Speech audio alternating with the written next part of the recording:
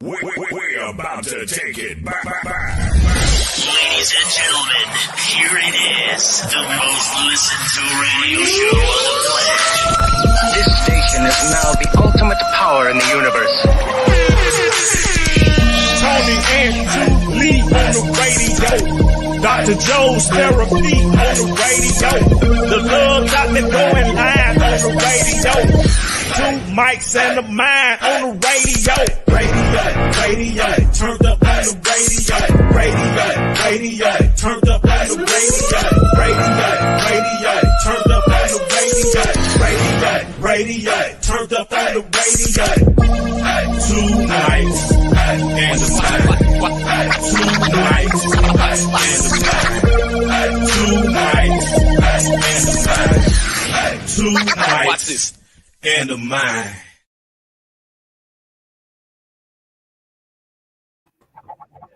Hello, welcome to my mind. Yeah, hello.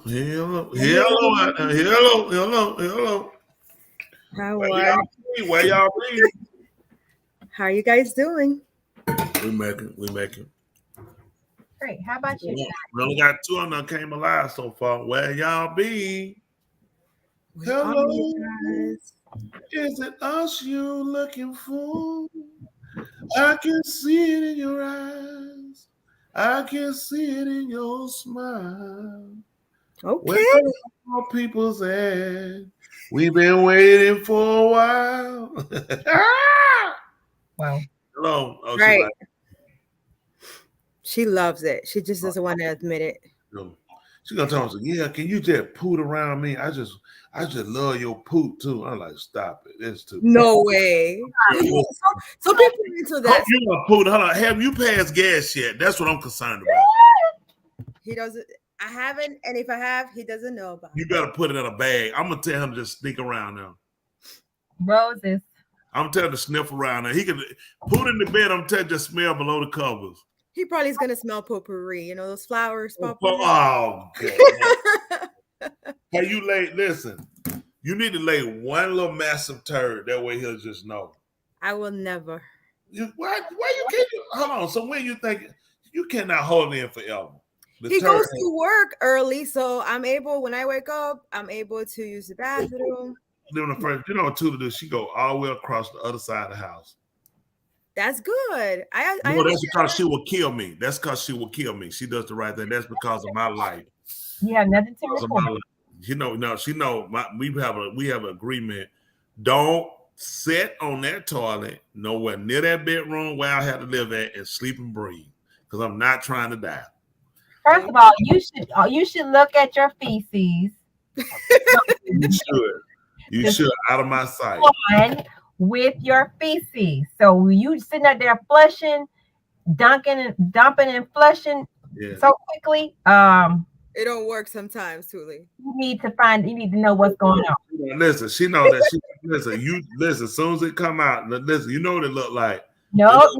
You giant volcano rock, and I need you to keep it out of him so it don't explode this house and kill everything we work for.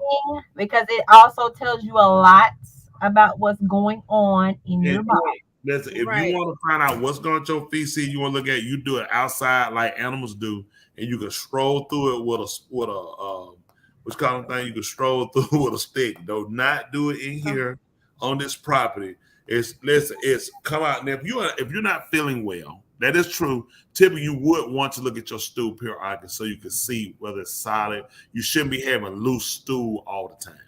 But if you sit here and it's water and you shooting out and the bottom, you lift that seat up and it look like somebody had a water gun and hit the bottom of that seat, then good well you need to go get yourself checked. Then but there are things that people should know about themselves and know when I'm not normal. What things aren't, basically doing. Like me, I'm good. I know when I go, I don't strain. All these important things need enough water. They're probably strain it, doing, what I'm saying? It shouldn't be running. Your stool should be somewhat solid. On time, lifetime, when it's like loose like that and it's like watery, that could be signs of some type of viral. But typically, you're gonna know you don't feel well, whether the stomach's hurting, fever, other things. So your bowel, you might be kind of discharging based off of that. Why it's not discharging, but excreting. So those are things that you want to definitely look at. Somebody say, I'm eating good. Make sure it's solid. Whatever you're eating, make sure it helps you make solids. Make sure you are hydrating because that can cause you to have dry stool. Yes. And So if you lay a log out and it cut everything a brick, that means you have not properly mixed the mortar. Or some people bleed. That's what I'm saying. They'll cut the hind hole because they're throwing out bricks. There's the big dry bricks. And I know some people. What causes hemorrhoids? Pushing. Strain. Ooh. You're not supposed to be doing all that. When you poop, it should come right out. That's like straining. You pushing. You have them. And you push them. You get back here now. Don't you leave here. This is important. You eat later. You need to learn. You little country, little cotton picker. You bean swapper. You escaper from slavery. But yeah. Mm-hmm. Yeah. And just question, since it's winter and it's gotten cold here in Georgia. Yes. I did not know it got this cold. Yeah. I'm trying to tell some things I take. Dandelion. What about it, Pumpkin? This something just show people. Dandelion is something I take. Good minerals. These are good minerals to take. I take these every day. Dandelion helps with the blood pressure, help with diabetes, help with some other thing. I take the olive leaf. These are liquids, and the reason why I take the liquid, I also have them in pill form. Can y'all see it? Olive leaf. In the beginning, I did. I'm trying to get. I had to move it. This thing's so funny sometimes. Okay, I had it for a minute. You can turn off your thing. What time? See that? There. Olive leaf extract. Also take olive leaf extract. I take green tea. Green tea good for cancer. Olive leaf is good for a lot. What? Olive leaf helps out with calming. A lot of times people don't realize, like a lot of times people take stuff for blood pressure. Sometimes we just kind of how I run. And I take it like when I used to smoke hemp. I stopped the smoking of it. I hadn't done it later, but hemp can be very. I would take this periodically too. I take cayenne pepper, which is really good. For your immune system. Yeah. I put it on the food, everything. No. What is the cayenne pepper? I'm sorry, the olive leaf extract. And what else? I also take turmeric, which is good for joints. Right. Things that helps out with as well. Turmeric. Amazing. So you tell me other things. I take these. These are things I take every day.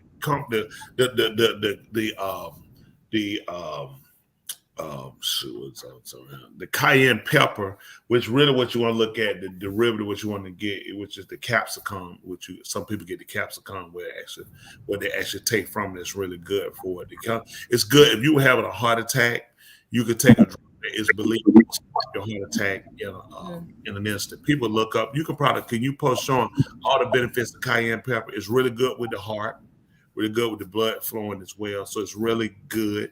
I don't take the cayenne pepper. If I start to feel a little bit, I'll take it. Sometimes I'll take it and help. But I do a lot of different things I take as a regimen every day that I take to try to help out. 55, stay alive. I try to also because your body loses a lot of things over the course of time that it doesn't normally do because, age or whatever else. Or sometimes you don't get these things from your foods. So there are other things I just try to put in to try to help enhance. Make sure you're hydrating when you're doing that cayenne pepper. Yes. Listen. No, I tell you what, we don't have to tell you that. You take it. Don't worry about it. I assure you're going to hydrate. You will be drinking a hydrate. You want to show the benefit of cayenne pepper? Yes, please.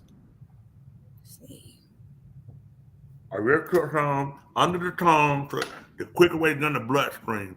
Under the tongue, 30 seconds when you do a liquid. You want to let it get the quick way for getting your bloodstream under the tongue. Any of these liquids you take, I do them under the tongue. It's the quickest way, right? Oh yeah, that's quick way to get blood. I got pills, but the pills sometimes. I just get tired of taking pills. Sometimes I'm on a run. You might forget, but if I take it, and if I do, I see. Mm. Mm. Mm. Mm. You don't need to do this at night. Now you ain't gonna sleep for real. Don't do it at night. In the morning. Why would you do that? Okay, can you guys see it? No, man. Where'd you put that? Share the screen. I see. Oh, go, girl. All right, let me see. Add to stage. Oh, we did it. Mm-hmm. There it is. Okay, my internet's a little. Okay, no. Tell them, can you read them? I can't see that stuff. I don't have my glasses. What is it saying? Go ahead, Joe. Handle it. May boost your metabolism. Okay. Can help reduce hunger. Oh wow, so it helps lose weight as well. Yes, capsicum. Capsicum is actually what you really get from that. That's actually what it does. Huh? Wow, may lower blood pressure. Yes. Digestive health. May. It don't help me with my blood pressure at all. May help relieve pain. So if you're in pain, what kind of pain is that in particular, Tuli? Probably joint pain. Inflammation. That's pain. That's what pain is. Why does this keep coming up here? May improve psoriasis. What was that in particular?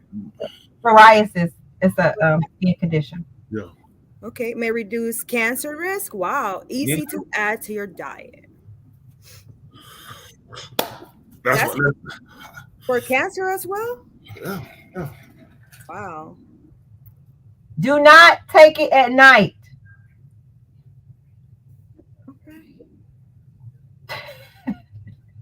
What happens if you take it at night, Tuli? The burning and the working that it's going to do in your body, you want to be resting at night. You're done with your medications at night. Not in the daytime. I mean, not at night. You need to take it in the day. It's working through your body. Interesting. I do take it. I just didn't know all these benefits. Also, like aids lose weight. That's immune system, metabolism. That's amazing. Spice, so it'll cause. It's It's spicy. It's hot. Think about it. Right. Don't take it at night. Take my word for it. Okay. Yep. Take it in the morning. What about vitamin 3? You guys don't take it? D3 or vitamin D3? I take D3 every day. It's good to help with your immune. What you don't get from the sun. Right. Woo! It's not gonna ever be better than the sun. Never. So then you know.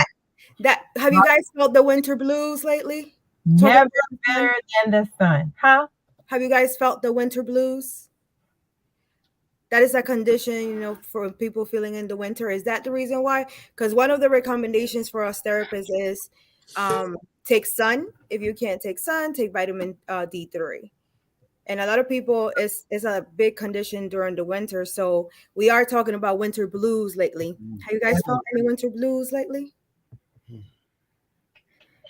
Yeah. Cash out. Hit cash out. Tony, can you hear us? Oh, can you hear us? Tony, can you hear us? Okay. We have a conversation. You know. I didn't know if you could hear or not, but okay. Yes, for symptoms, feeling sad or down, loss of interest, change of sleep habits, change of appetite, feeling restless, fatigue, trouble making decisions, suicidal thoughts. If you're feeling that way, ask for help. That's the winter blues, what they call. And it's because of that lack of vitamin D, D3. It does. Mood changes and depression, irritability. Yes, it all has to do with, isn't that crazy? It all has to do with the stomach, food, intake, organs. You guys have suicidal thoughts because of it, make sure you get help, talk about it, go for a walk, get some rest. What are you taking, Tony? I'm thinking about killing myself. I'm burning up. Why did you do that? Do I have to call 911? Nope. I saw some smoke coming out of his mouth though. Crazy. Now you're not gonna sleep You thought you didn't sleep. You ain't gonna sleep now for real. Watch how much harder it is for you tonight. I did that, man. We finna have sex good time.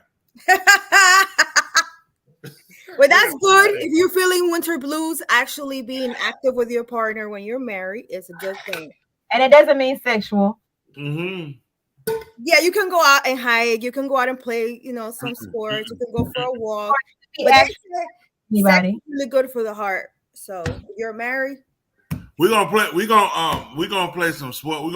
I'm gonna shoot the J. Oh my gosh. Michael, great job, Michael. Michael said drink some almond milk. We have oat milk in the refrigerator. You can drink some of that. Just go and open the refrigerator. It's some right in there. You can drink it. Man. Hold on. I refuse to listen to somebody that eats pork. That eat kosher pork. I refuse to listen to them. He's right. Good job, Michael. Yeah. Does almond milk work, or does it have to be regular milk, Tuli? Now I'm gonna help cool it down. It'll help. I don't do dairy. I try to stay away from dairy. Every time I do dairy, I cheat and I eat ice cream. I don't do dairy. I try to stay away from dairy. So get some of that oat milk that's in the refrigerator. I really I need to drink all this water. Sure did. And guess what? I completed it. Good job. What is it? How much is in that bottle? A liter? 2 liters? I don't want to tell you no lie. That's probably a gallon. No, yeah. That's a big. Good for you. About a half. Cayenne. This person said cayenne peppers are actually weak spice. I ate 4 of them straight from the garden.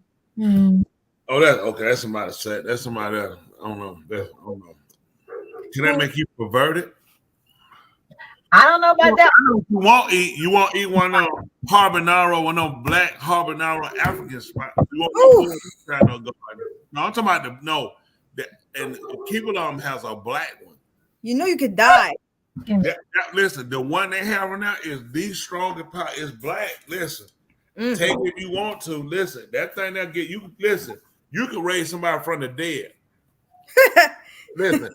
Somebody laying up there, they talking about, oh, I'm finna die. They laying on that hospital. Go get that one and give it to them. Them joker finna get up and they get out that hospital. Oh, they die for real. They finished. Listen, well, at that point, you just got a lie. Listen, when that's a criminal case, you're like, what you gotta say? It wasn't me. He was saying he was dying already. Listen, even on camera, you gotta keep a straight face saying, hey, stop. Ain't do it. Yeah, question. Is that the same thing as seasonal? What that affect disorder? What is that seasonal affect? Do this. If you don't have a degree in this stuff that me and Dr. Joe have, please keep your home brew studies to yourself. Well, she's asking. But if your husband is an angry individual, if you have an angry husband, that's the same thing. Yes, it's the same thing, and it's crazy because it only happens during the winter. I eat jalapeno peppers too, so that jalapeno peppers, yes, and I love them. Yeah, you Hispanic, y'all love spices. Y'all spicy. I put it on all my food, and then when you feel congested, you breathe, and it opens up your nostrils. When I call my husband, I'm like, here, breathe, and he breathes, and then it opens up. I'm talking about open nostrils. Get one of them Spanish poops. I call my husband and he breathes. Look at her. Girl, you call who you call, girl? Some guy here that lives with me. Get one of those Spanish poops. That'll make him breathe. That man is hating on my vast night. Whatever. They ain't your vast night or your mean husband. What about Carolina? I heard she wanted to do therapy when she was younger. She wanted to go on this field and she wasn't able to. So that's why she married a crazy man. That's why she married a crazy man. Well, that's good. She's a stable person. That's a good point. Second person to marry her patient. We all marry each other's patients. I married my patient. What? And she married her patient too because she takes care of you. No. Too much. She made me her when she found out I married my patient. She tried to make me one of her patients to try to look like we did together. We didn't. I did not have any problem before I married her. Because you were younger. She had them problems before I married her. You're right. You went downhill. You're right. You're right now. Especially when I married her, because I was at the top. I had to come down, get her out the valley, and try to drag her back up. You put yourself in that predicament, Tony. It's bad. It's bad. People don't know what I suffer. Yeah. I think husband and wife were each other's patient. We take care of each other. Oh my God. That's it. Forcefully, we have to. Plot twist. Tony is truly patient. Not at all. Wow. She is my patient. Somebody said that I was your patient. That's true. That's true. But you do have a lot of patience. You do I take do. a lot. Talking about me? No, I was talking about Zoe. But you do too, though. You do mentally, she does physically. Oh, that woman's sick. I'm just holding on. I do have to say you have a talent in the mental. Arnez, he done finally made it. Arnez, how we got a haircut yet? A line up. You didn't see it last night? I missed it. I'm proud of you. Got a line up. You ain't had to cut it out. Just put a line up and just yeah, look it out. Good job. We're gonna get you married, Arnez. We're gonna see. Maybe we can do matches here in the show, and You know, they can come in here and ask each other's questions. Never know. let's do this. I know we got some. That things sounds fun. It is. And since we're psychiatrists, and we think we can help them. Okay, go ahead. What's on it? What? I know we got some news stories that was sent on. We're gonna discuss. We got that video I sent over. Y'all saw that video I saw about this guy coming out. Let's talk about that. Let's make sure we save some time to talk about love and relationship. It's been a while. Let's talk about love and the relationship. What about that? Sounds good. We get now. How about, can y'all pull up our story? I sent up a video earlier. Y'all saw that where a gentleman was talking about Sean Puffcone and TDJ, the video. Now we want to say as a disclaimer, this is not our video. Someone put this information out, and we can cover some stories. And then how about we talk about love and relationships? How about that? Oh, yeah, can y'all show that video? We discussed that, and I know we got some other stories. Sometimes we don't get to them because we listen. We kind of one of them shows where we just we off the chain. We come out and it's just butt naked raw, and we talk, and because we love you guys, and we want to talk, and we want to talk about things that interest us, and talk about real situations and issues that better us. You know, sometimes you have a format, you kind of lose the real intimacy of the relationship that we have here. Two Mics and I, you guys, we have a real live relationship here. We conversate, we laugh. We disagree on things here and there on certain matters. We're never on anything, critical. But at the same time, we hope to grow and evolve with you as you grow and evolve as well. These are issues, as we all know. Sean Combs has had an issue with his ex girlfriend who was taking him to court to sue him because apparently, according to her, being used as a sex tool, being beaten, put away, locked away in a hotel room until she healed, other different issues, being made to sleep with other men while he watched. And Joe, Resident Joe, as a therapist myself, I counsel. I've been doing this for years. It says a lot about a person, and especially when you start to see. And I'll say this, when you start to see men of color, as we refer to Black men, when we start to take on, these are not normal behaviors. I grew up in the streets. I did a lot of stuff. Swapping out my girlfriend with another man. We didn't do that. We never. I had no friend, had no conversation about, hey, man, let me sleep, bang your girlfriend. We ain't had that. There ain't no conversation we going to have. When it gets to be somebody that you're saying that you're intimate with and you have feelings and to live with or marry, that says a lot about the person, that there is somewhere there's a mental breakdown connection. And now when you take this on, and now you become a watcher and not a participant. For our women, it's just bad that our women have low graded themselves to this degree. And they open themselves because money. Let's just be honest. Men of color, the so-called Negro, has economically, he's improved a lot from his predecessor, from his father. And with the money, the women have given themselves up in the dignity, the self-respect, just culturally how things were done between a man and a woman, even dating. And now where we've gone to where he doesn't even sleep with you. He rather watch other people sleep with you. He watches friends sleep with you. This says something about a dysfunctionality with the man, and with you, the fact that you feel this will gain his affection. If there are other people that are watching in or listening and you're currently in that situation, you need help. You might feel like it's not. I think a lot of times people might think that the only people that need, psychological help is people that might find themselves, cutting themselves with knives or trying to commit suicide.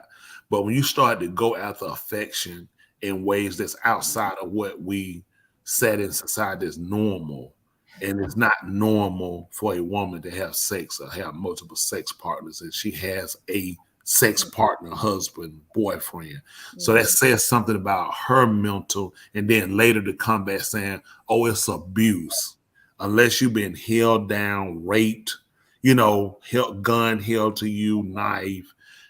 It's a lot of that, and we find out with celebrities, and now it's even trickling down to other relationships or people that's not celebrities, because it's a fad and people tend to copy what they see, and it's scary. And now, according to this video, this gentleman is saying he can't 100% verify, but he's put a lot out, which could very well be true from my understanding. So they say that TD Jake and Sean Combs have a relationship, is hanging out together. He comes to his parties or something. So they say. But if we could, we can put that video and we could talk a little more on that, ladies. If we have the link. Let me see. For those who might not have seen it. Also, Isaiah, how you doing, my man? Good to see you. Good to see you. Love and relationship. That's what we're gonna be talking about. Good to see you. Okay, Isaiah. Hey, what? Good to see you. Good to see you. Healthy love and relationship. Yeah. How's Alma doing? Hope she's doing fine. He said never did that. Listen, I did a lot of stuff now. I ain't been always honest. I mean, I ain't always been, but it's just certain things. When I come along, I was born in 1968, so I come up with great. It's just certain things. You didn't ask no man, hey man, let me sleep with your old lady. And not unless you had something, you had nothing else you want to do in your life, because at that point you were looking at something that could possibly get you killed. That's scary, but anyway, she's gonna put that. Yeah. Okay, there we go. You ready? You ready? Yeah. Joe, I'm waiting on her. Give me 1 second.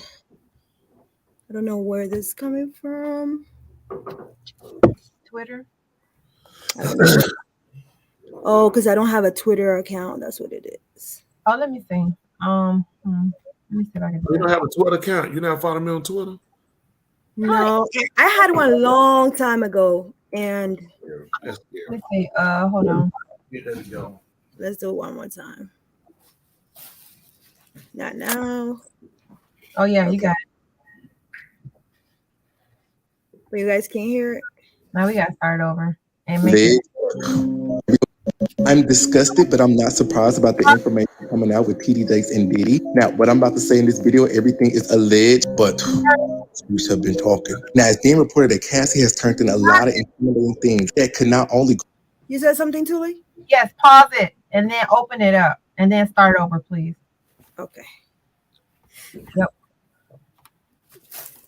What's Korean right now? I'm disgusted, but I'm not surprised about the information coming out with TD Jakes and Diddy. Now, what I'm about to say in this video, everything is alleged, but Streets have been talking. Now, it's being reported that Cassie has turned in a lot of incriminating things that could not only criminalize Diddy, but just everybody. Now, we're going to take this information with a grain of salt because I can't fact check it, but whatever is on them flash drives and cell phones, it's information that's always been out there. People just never had the realm to understand the stuff surrounding Jonathan Odie and that 2018 shooting. The man just snapped, but if you have time, go back to listen to that audio. He states that he knows Sean, which is P. Diddy. He's one of their sex slaves. He will have sex with Cassie, allegedly. Diddy will watch and jack off. He stated how multiple men within the industry are gay and they sleep with each other in these sexual rituals. Just listen to what he had to say. But in 2018, everybody wrote him off as crazy. Fast forward to what Cassie is saying, it kind of has some validity to it. They're saying that TDJ was sleeping around with men. All that man a power bottom, allegedly, because they ain't gonna get me. But all these powerful men be at Diddy mansions doing the unthinkable. Now, I never just spoke much about TDJ because I never just cared that much about him to get involved with his ministry because it was always something off with him. I could never put my finger on it. I said it before, I said it again. They ain't make that movie for nothing. A lot of people didn't like it, but I understood what they were saying from beginning to end. Everything they was throwing, I was catching. You don't know why it feels like it's the end of the world? Because it is. And I'm not talking about it in a physical sense. If this stuff actually gets out and hit the surface, along with that list, you know what I'm talking about. I'm talking about no more on a conspiracy level, on a mainstream level, that literally will be the end of society as you think. Celebrity culture will be no more. It will literally recess, thus being the end. They always say you got to tear it down to start back up. Just take it for a grain of salt for now. Sick. Wow. That's a TikTok. I don't have that. So, what say you? Our wonderful listening audience, what are your opinion on? Let me say, is it possible to pull up that video of the guy Jonathan he was talking about? I never heard of him before. He was saying that this guy here knew something about it. All right, that by stick. Yo. Hello, Oh, I heard the wolf back there. That the wolf. Where the wolf at tonight? Come on. We probably had a wolf up there with him. Hey, man, hold on. He eating right now. He coming. Oh, yeah. Okay. Yeah, he What does he typically eat? things that start with an E. Uh-oh. So, No. yeah, things that start with an E. You know. So nephew E. He trained on the E. Like soon as he hear the E part, it's over. He go crazy. So if I say nephew, he good. He good. One, You know, good way. I don't know how to do that. Let me see. Where you send it? Hold on. She said she sent it to you. Why? Oh, there you go. There you go. Uh-oh. There you go. Oh, there he is. He's done eating now. Okay. Yeah, he finished eating. So if the nephew come on here and we say his name, what will happen? Preacher, that man, he don't even go 0 to 100. It's like 99 to 100. He gone. Like Goodness. he come in like that. Like yeah. What It's if he hear a D for Derek? it's not as bad because when you said that the D part was good, but once you get to that Ed, it's over. Uh-oh. It's over. That's good. Also, Confederate 48. Yes. Shalom, Confederate, he sent his a hop. He said when he get better, he want to come back. He's recovering. So he come tonight. We definitely want to pull out for him. Hey, sweetie, good to see you. Absolutely.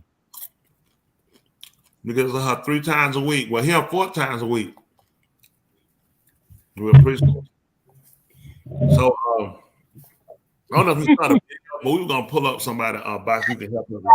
I was going to put a video of this. I don't know if you saw the video of the gentleman that made the alleged accusations about Diddy, about Jakes. You know, again, these accusations, but I knew once that whole situation came out with the young lady, whoever she is, I don't know who she is, never seen her before. I heard about it when it came out. But Cassidy. There it is. Other people are going to be involved with this whole thing. And it was going to come out. When you asked for $35 million, it was a lot of people going to chip in and pay for that. You heard me, Joe? Yes. Got it. I got a video of this gentleman that he claimed he named this guy, said in 2018 he came out, claimed that a lot of people in the industry were homosexual, whatever. And we're not trying to slam the people that's not or whoever. If they are, that's your choice. I don't agree with it, but that's your choice. Do what you want to do. Leave people out of it. If a bunch of y'all want to get together, you want to sit out here and kill each other with your baseball bat. That's that's crazy. I don't groove it. I don't get it. You know, that's your right. You know, it's your pipe. That's your right. It's your pipe. It's sick. You need to go hook it up the right place. It's your pipe. It ain't right. So all we saying is, you know, there are people that are being victimized. And I think some people trying to jump on the bandwagon are trying to just make it entertainment to get followers or views. Our end is, let's see what the problem is. Let's try to culturally fix it. I think our people as become deranged sexually. I mean, with the urinating on women, everybody sleep. You know, once R. Kelly came, this is something that a lot of people never knew. I mean, I'm from the streets. You know, I did a lot. I've never, ever been in a situation where, you know, to urinate on one, but everybody do their thing. I mean, we all come from something. Everybody depends on what you do, man. Almost a drug thing or whatever. That just had never been my cup of tea. That was just never that was brought into our circle. So when it's not, you got to understand I'm from a different culture time period. So we didn't. Probably maybe it was an up north thing or whatever, but that was, you know, down south, we're more traditional. It's really crazy. I want no part of it. I'm in it, but not of it. I'm with you. APTTMD. Let me see what that. All praise to the Most High Yah. Now, when I start understanding what acronyms mean, I know that's right, because I didn't know that was like an advanced class. I didn't know that. I was like, you know what? Go ahead. You know what that means, Tula? What? I don't blow it up. You behind me. You really have, because I probably would have figured it out. But anyway. She didn't know my portfolio. She didn't know acronym like that. I don't went out there now. Now she's gonna be following me around. Not. Clean up behind you. Okay, you guys see my screen?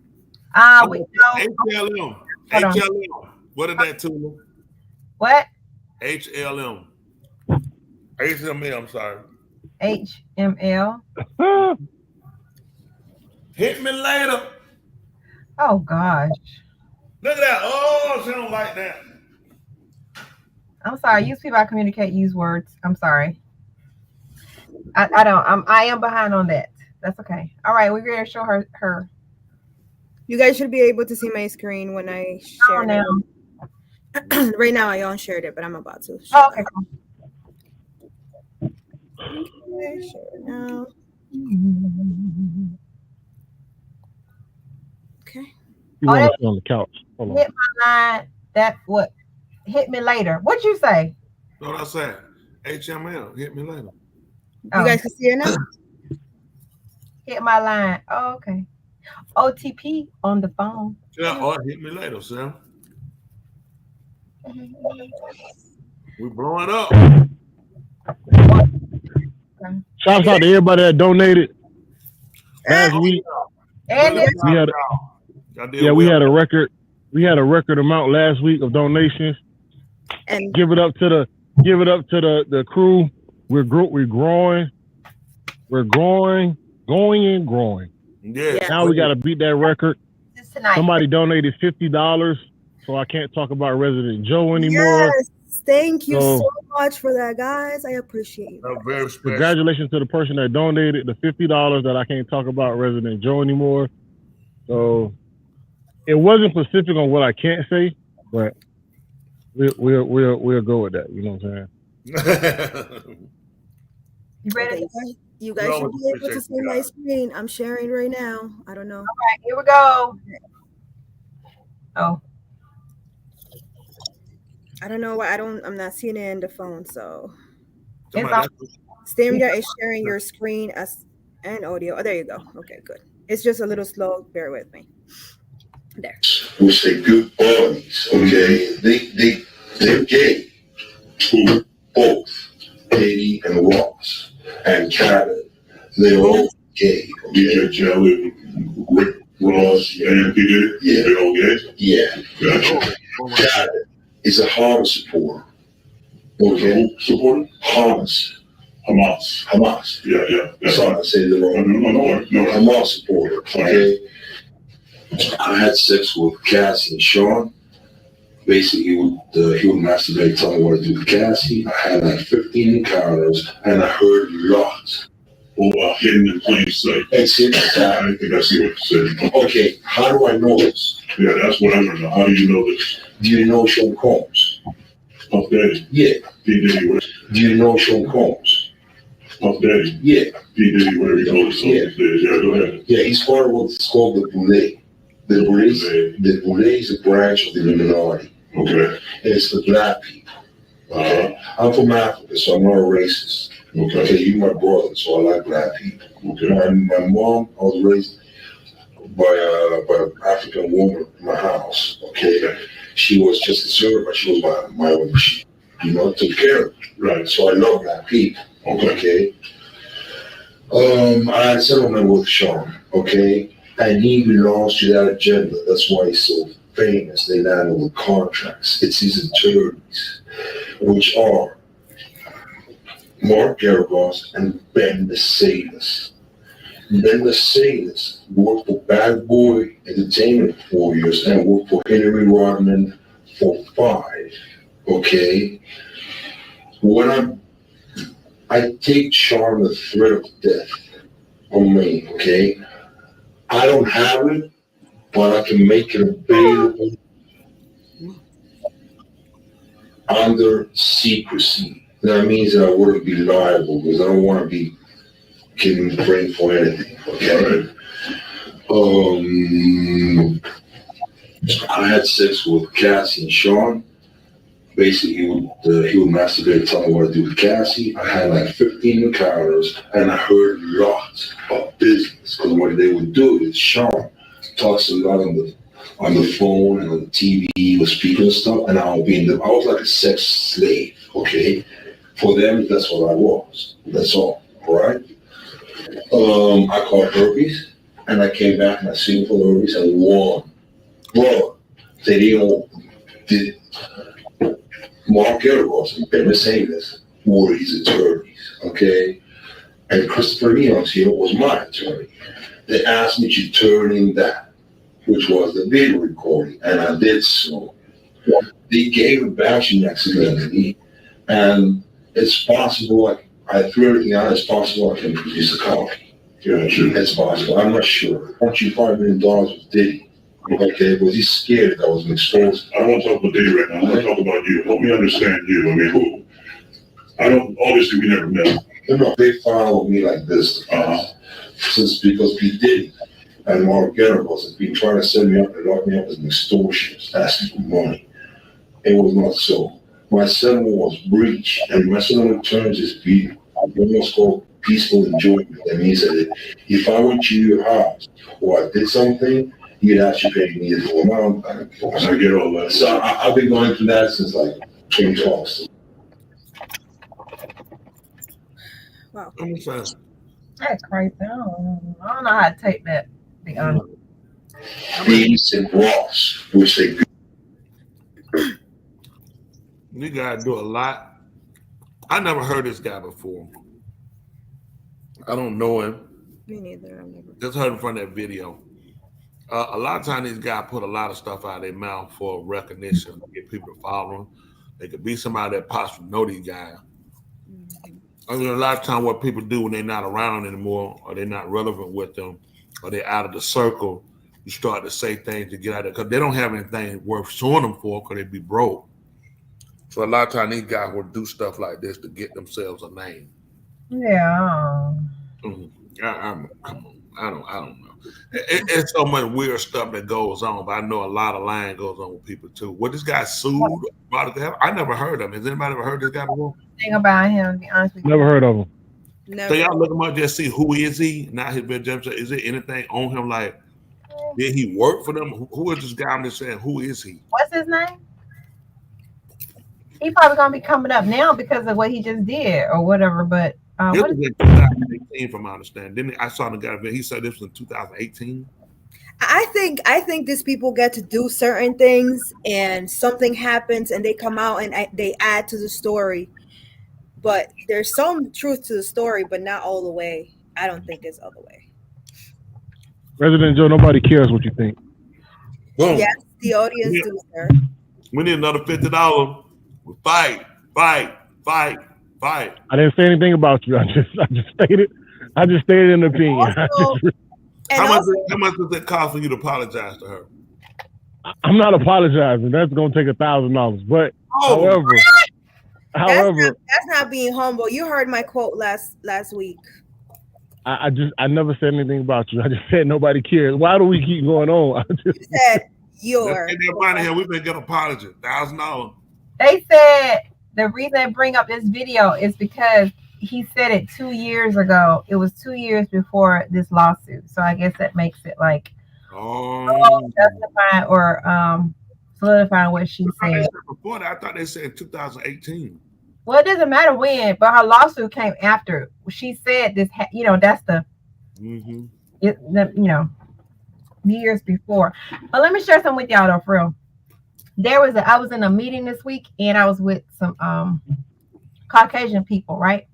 So anyway, I was in a presentation and the lady was from the Department of Juvenile Justice, and she was giving us the statistics and telling us about the kids that are in the system, they call it a baby jail and a baby prison.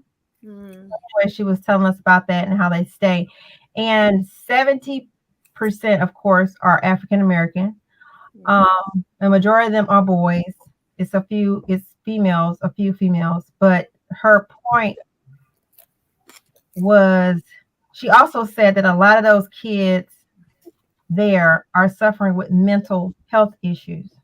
Not surprised. And she mentioned that when kids have behavioral issues early and they're not addressed, that's when they come to her. They start acting out, during the juvenile stage. And she had somebody that's there that's 9 years old. They don't have them in like a jail with cells, with bars. It's a room.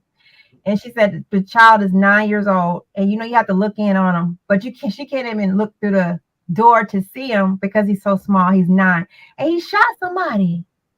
Yeah. And I have a 11-year-old that's there. He was in the system. He fought his foster parent. They're trying to get the foster parent to take him back.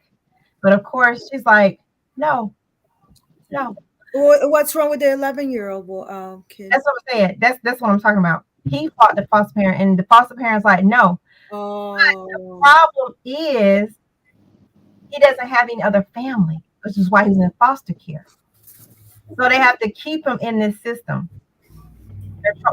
He can leave, but they have to keep him in the system. But anyway, I saw that to say that, and then after the lady spoke, Caucasian guy stood up and he said that a Caucasian guy asked, what is the problem in the African American family that these African American children are having mental issues?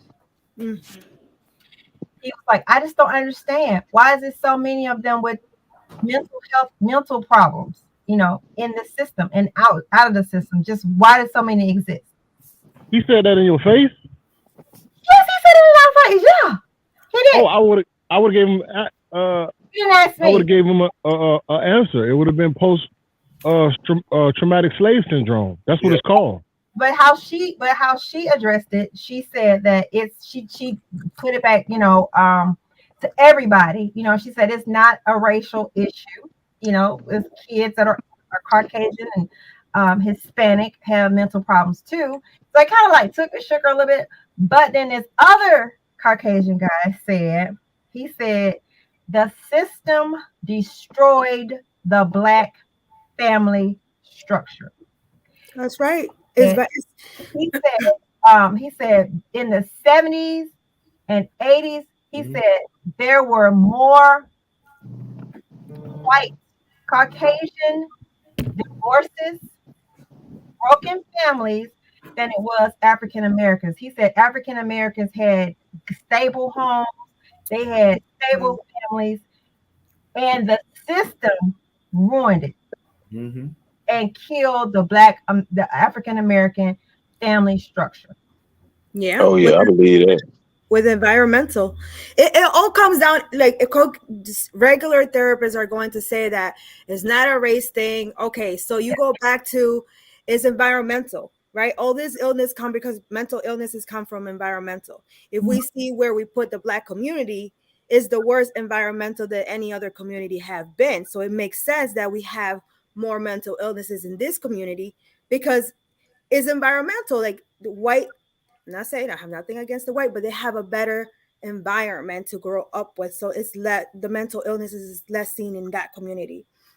That's what we see a lot in the Black community. And another African American lady said with the children, she addressed it with the children. She had kids like 80s, 90s. She said, we didn't know, she's talking about Black people, we didn't know about Montessori schools. Okay. What white people do when their kids couldn't sit down in traditional schools behind a desk, they created a learning environment that allowed them to get up, move around, and learn and still learn. And those were called Montessori schools. We They were disciplined. that back then. And they were disciplined. Yeah. Montessori schools couldn't discipline them. Montessori schools. Okay. When No, it is Montessori schools. It is called Montessori. Do that. Don't worry about it, girl. Too much to the mind, and we'll fight you right now. Listen. It's called Montessori if you in the South. Hey, a monastery is a group of monks where a bunch of monkeys and baboons go. That's a Montessori. Dwayne only got about 10 minutes to state his point, so Dwayne, get it out right now, because your time coming, brother. Oh no, he gonna do overtime because he late. Pause. It's a monastery anyway. Monastery. But anyway, yeah. So I thought that was quite interesting discussion that I was. What kind of meeting was this? I'd rather not say. That was a great topic, though. That's a conversation that can get I'll deep. tell you personally, huh? Because that's a conversation that can get very deep because not everyone understands that, and it's sad that in our careers and our field, there's a lot of people that do not understand that either, and they're dealing with this community. So how can you deal with a community that you don't understand? You know, if you're trying to understand a kid that has mental illness, they're like, but why are you not getting better? Well, if you don't understand where it's coming from, you really can't help this kid. Now the guy that said it, he I've never known him to be like that. He's actually very friendly to me. He's just a different. I don't know what made him ask that question. Like I don't know what made him ask that question like he did, but he did. But And then, He's tired of the niggas stepping on his grass. He what? He's tired of the niggas stepping on his grass. It's very simple with him. Like it's something. Isn't this? I'm telling you, it has nothing to do with he want to know about these kids. It's something that somebody black did something to him. Yeah, he was more so making a statement. Yeah. He not trying to know. He already know. He already know. He's just trying to tell you, so you go tell your people. He wanted to see a reaction from you. Yeah. He wanted, because she don't want to shut a meeting, this secret society meeting that she go to, that she don't want to share. All I can do is just that's all I can do. That's right. He's coming hard today. I don't know why he ain't or he hasn't eaten. And nobody's not talking to you, Resident Joe. I didn't say a word. He's coming hard today. I didn't say a word. Ma'am, somewhere, please give him something to eat. Something. Hey, I'm not no dog. I'm not no puppy. Something. I ain't saying nothing. Last time it was good food. But yeah. But it's what was your response, Dooley? No, he was talking to the group. It wasn't a personal. I mean, I was just sitting there like, wow, just looking. The lady, I was gonna say, she responded generally. because of her position, but I guess it's what she had. She responded how she had to respond. She was being politically correct, is what you're saying. Yeah, yeah, she did. And it's Yeah, I so sad would've- that sometimes you got to be quiet in those meetings because it's the wisest Yeah, thing. no, Well- I would have asked them. I mean, what have you donated anything towards the black community to help this cause? Have you ever tried to research to understand what they're going through? It's a lot. It's a lot of different things that could have went. I don't know the how the secret society meeting is set up. I don't know when you can speak or what. I don't know how it works, but sometimes you can't say nothing, like skulls and bones. You can't say nothing. But So what would you have answered? huh? Well, How would you have answered? I don't know the setting of the meeting. It doesn't matter. What Well, let me- No. Listen, let me tell you something. Meetings, everything is set up for a purpose. I don't know the setting of the meeting. I don't know if he was at the head of the table of the meeting. Was he in a group? Was he leading the forum? Nope. It was just a group of people. Well, let me tell you this. Here's what I know. What? Cut the show. Where are you going? We can't even see you. We want to see you. Go I ahead. can't say nothing. I can't. Go ahead. I'm through. Take me off. Hit me off. Wayno, go ahead. No, let him talk. I'm done. I can't. Oh my God. I have my monologue going. Like, go ahead, Dwayne. Go ahead.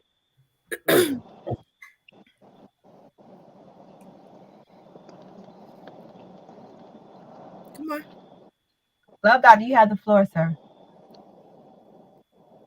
Hello. Dwayne. Oh, Go ahead and allow him to finish talking. I don't want to be interrupting. If he was still talking, then I want him to finish his point. I was listening to what he said. I thought he was finishing. he deferred to you. Okay. So what I would tell you is that in these particular topics, what you want to make certain of is when it comes to the topics that have anything to do with racism, one thing that I've noticed is that black people, if you really want to know how they feel about racism, you need to ask them those racism questions when someone white is present. So the answer that lady gave, which you viewed as being a politically correct answer, that's genuinely how that lady truly feels. That's true. So the way they answer that in front of a white person, that's how she genuinely feels. Now, when a white person's not around and she's sitting there eating watermelon on the back of the truck with all those black people putting cocoa butter in their head, she gonna give you one answer. But when a white person's around, that's how you gonna get that true answer. What I noticed is that black people in general, and there's always exceptions to the rule, but just in general, black people in general, the way they talk about racism when they're surrounded around black people, when no white person is different, it's totally different than how they will voice their views of racism when a white person is present. So keep in mind, if you really want to know how a black person feel about racism, ask them when there's a white person present. That's all. So what are you trying to say? That could be possibly true. Sometimes I never say this. I don't think in a lot of cases, what we call racist comments aren't what white people typically see. A lot of things they just look at. I'm just stating a fact or a point, and because a lot of times, because they're not or haven't been a victim of the detriment of slavery, you will tend to not look at it, in the same fashion. And what we'll view is because it will come off as ingenuous or unfair or just kind of more or less verbalize out of their mouth, we find it kind of disrespectful or insensitive. It's because they view it from a different point of view. You can't expect someone that didn't experience the detriment of slavery, who's not still affected by slavery. Slavery was a profit for white people. Even for whites that say, well, my parents never owned slaves, but your parents' owned slaves. your parents were the beneficiaries of the wealth of slavery. Mhm. Our parents were the beneficiary of the detriment of slavery, and so are our Right. kids. Right. Social media. I'm against kids with phones. I've been adamant. Y'all know I'm against it. Social media. A lot of the behaviors of our kids are mimic behaviors. Once they see it, like once their social media show them fighting, cut the phones on. Let me fight too. Let me get on. So if you see what happens to our kids, they tend to follow pattern. During the Vietnam era was the business, I think will be one of the big influx of bringing in the opioids. Okay, people came in from they came back from Vietnam, heroin became very popular because if you go back and look at the wars, look at where they were fought. Vietnam put them in a lot of places where they were able to take in and even through the military bring in drugs. And when they brought just like Afghanistan, they said we're going to war against the terrorists. We were told 19 hijackers, they were Saudis. We went into Afghanistan. Afghanistan are not Saudis. So now we went in here, but the Afghans had one of the biggest influx of opiates. So now we need the influx to opiate. From that 20-year war, look at how much we have on the street. Fentanyl. Look how much is on the street. America has never fought a war where there were not riches. Okay? All the places they've gone into, if you look at fight, look, that's why this is why they're either going to fight for the minerals, for the drug plant, or they're going to fight for the oil. There's no reason to fight other than that. There's no reason to fight, just like with the Palestinians now. The fight is not about the Palestinian, more as it being going back there, removing them out so they can get that sea level. Right there, there's an influx of oil. Also, they're trying to create another passageway because we come through the Suez Canal, which is controlled by Misraim, they call Egypt. They only can go through one way at a time. You cannot, bypass one another. You either got to go one way or the other one for half of the day, the other way. So there are ships that are piled out here. They make approximately $8 billion a day from ships passing through. Not crossing, you can only go one way. America is being held up because when they need to get across the Suez Canal to get over the fight or get things transported, they have to wait till they directionally change. So now with this just happened to happen going on now in Palestine, if they can successfully, you notice Israel has said they're going to wipe them off the planet. They want to wipe them off because they need to get that land so they can be able to build another passageway through. This will allow for America, other people, which will cut monies for Misraim, Egypt. Whenever these people fight wars, it's never about truth and justice. It's never about liberation. It's about influxing the pocket with more wealth. It's about creating more death. It's about creating more poverty. Rich people they're not sad. Today, the problem you have today, more people with average jobs are driving luxury cars. When we grew up, who did you know was middle class driving Mercedes? Nobody. People weren't driving. Now, how many Rolls Royces do you see? It's not. When I grew up, when I was a kid, when you seen a limousine, when you seen a Rolls Royce, you stopped and looked, and you automatically said they were rich. You can go get these cars and get a 10, 12-year payment. This is how they've been doing it. When we go, they make us pay in 5 years. Most people don't know when you buy a Mercedes, BMW, you are going to pay for these cars over a course of 10 years. They made them affordable because now there's not enough people to buy. These people, it wasn't enough being bought because of the expense and how much it costs to pay them off in 4 years. So you can extend these cars out for 10 years. So which allotted for more people to buy them. When people bought them, another problem became no one buys a new Mercedes, new BMW, I'm talking about a high class one, a Rolls Royce, and buy another one next year. You typically buy these cars and you hold on to them for 5, which hurts the industry. So now you have all these middle class, low class people buying these vehicles that people that were astute bought. They weren't even creating Rolls Royces every year like a bunch of them. You only created so many because there was only so many people going to buy them. Now, look, average people can buy these cars now, and they make the payment adjustment. So rich people are looking at it, doesn't get them opportunity to show themselves off because an average working class person can drive this car now. Versus when they had it, what did you say? They're a celebrity, they're rich, they're famous. Now, people that they consider to be nobody have these vehicles. So the move is to make people poor so rich people can look richer.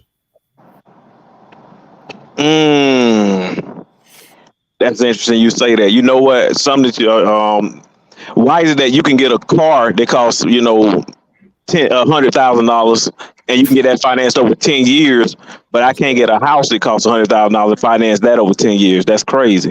No, it's not. Now that's a different situation. I knew you were gonna say that. And don't after the night, I'm gonna educate you on that why you don't want to say that again.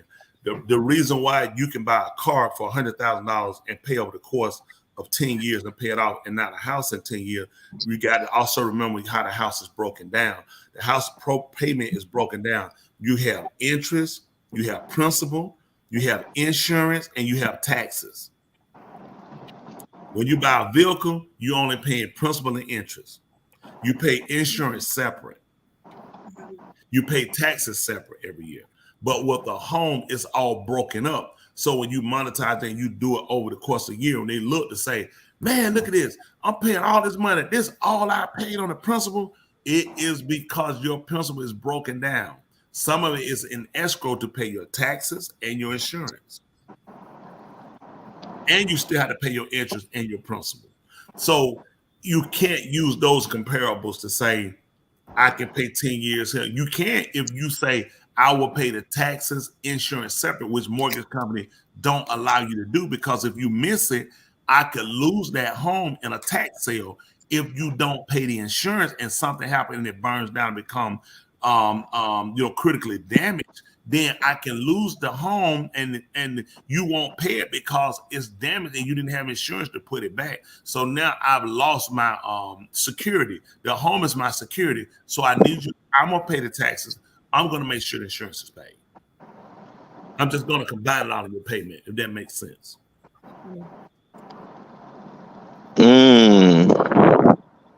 So those are the differences. Gotcha. So here on this show, we cover wide. Listen, we have engineers, we have athletes, we have pastors, we got it all here. We got doctors in the work, we got politicians, we got everything, politicians, we got everything right here. So we can help you if it's something you don't know. And all that, we have a conglomerate of great listeners and followers that we can all. This is the purpose of the show.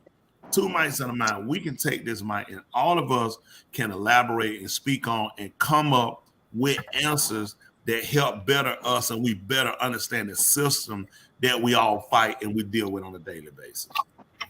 Now, the lady, going back, I don't know how we got where we are. That's fine.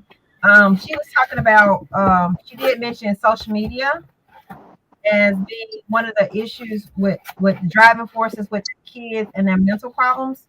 And she did say it's because they look on social media and they see things.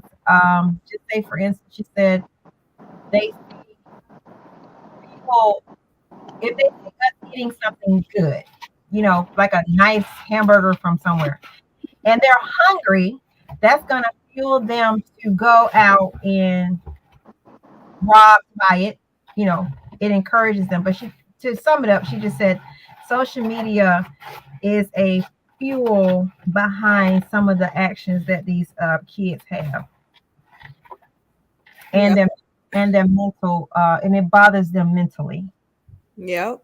She said they contribute to that, and that's why mental illness is increasing. It's like I always say. I don't know if you remember that video I showed of the brain and how it develops and the age that it develops, but nowadays, like you said, social media is big on kids.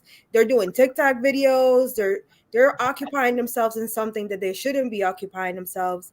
And back in the days when we were small, we were playing outside in the streets, balls, bicycle, environmental. You know, the mind was able to develop, think beyond. Now the kid is just stuck in a box because social media. And then I blame it on the parents, or not only the parents, the caretakers, because some of the kids don't have parents. Right. But you know, that's why I always tell the parents, I said, okay, so if schools are not doing enough for you, if therapists are not doing enough for you, I need you to do enough for this child. Mm-hmm. Sometimes they can't either because they're struggling with their own struggles. Right. So it's right. A world. So what's your suggestion on handling this holiday mentally? The holiday? Yeah. Not even necessarily just because you know, sometimes it may be a first that a person, you know, how do you handle your first with the holiday season? It could be your first year without somebody, your first year not celebrating something, your first. What advice would you give people? First, I would say studied. What are you feeling? Why are you feeling this way? Is it because you're not able to experience what everyone is experiencing? Are you not with others, your loved ones? Where is it coming from? Right. And usually is because you are alone. So there are communities that do help out there. Find resources. 211 is a number where you can call and they'll find resources for you of any kind.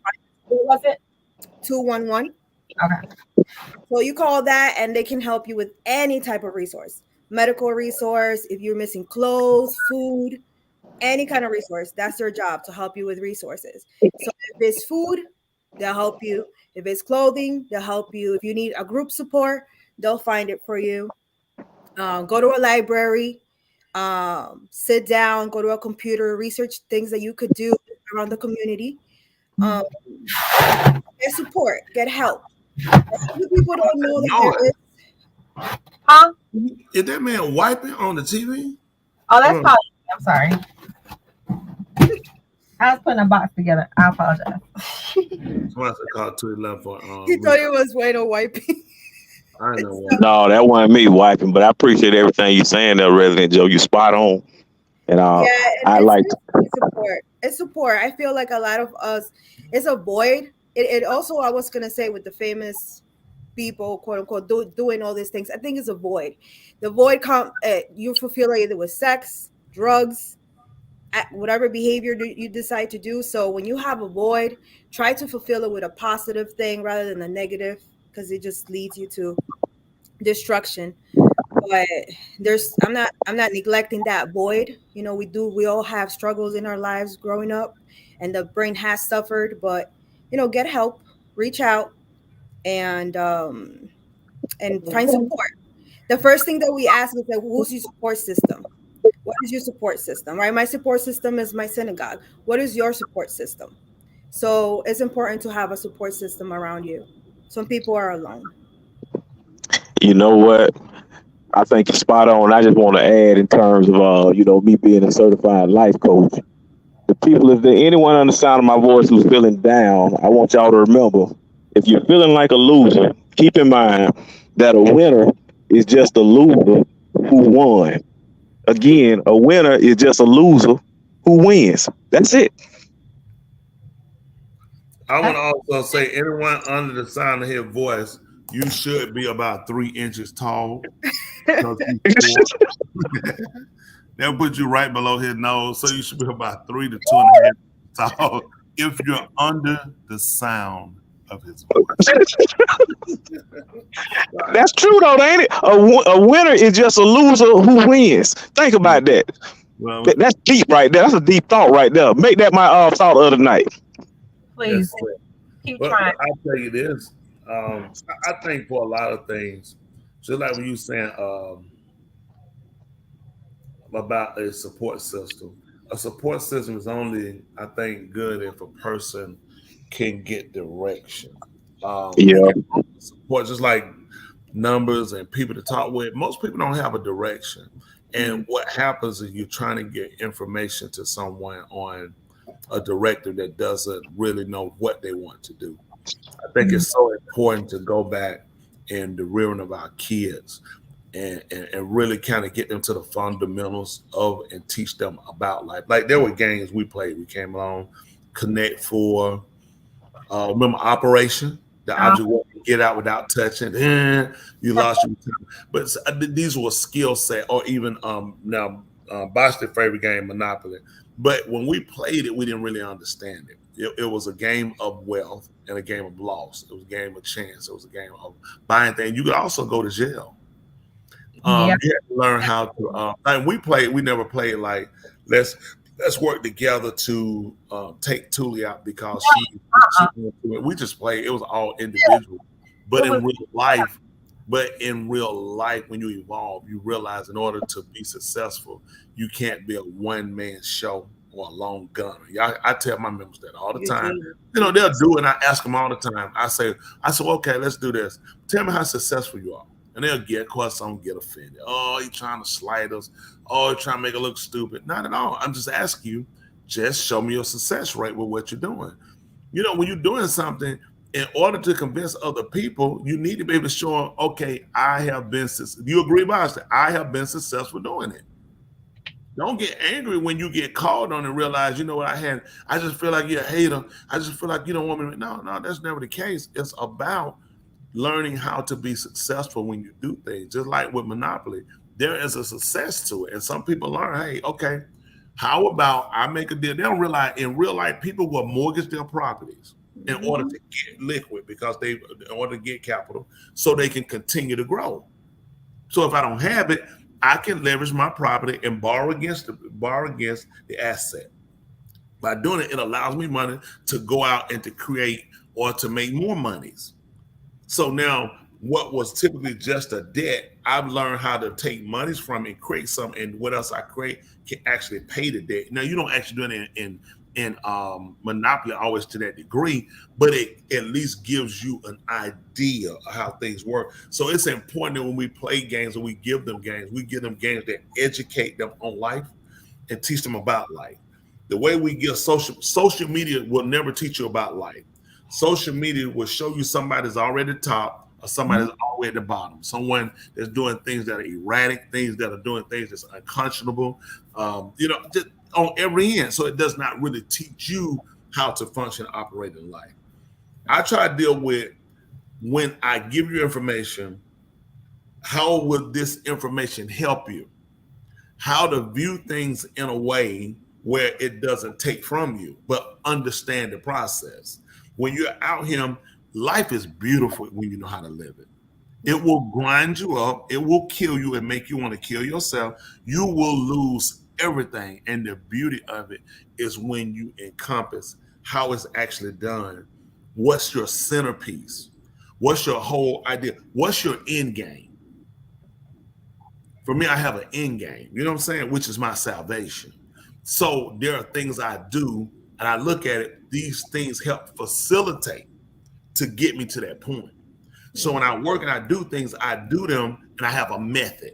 A lot of times, man, you just got to do something. Well, this is a dumb idea. Don't just do something and then rob a bank. Let's do things that more or less help facilitate. I see growing up, we didn't have a vehicle. We had a vehicle. My father crashed it at a very young age for me. And from there, I had to learn how to catch the bus. In order to get to some places, I had to go on some buses that almost took me to the place, but took me out of the way.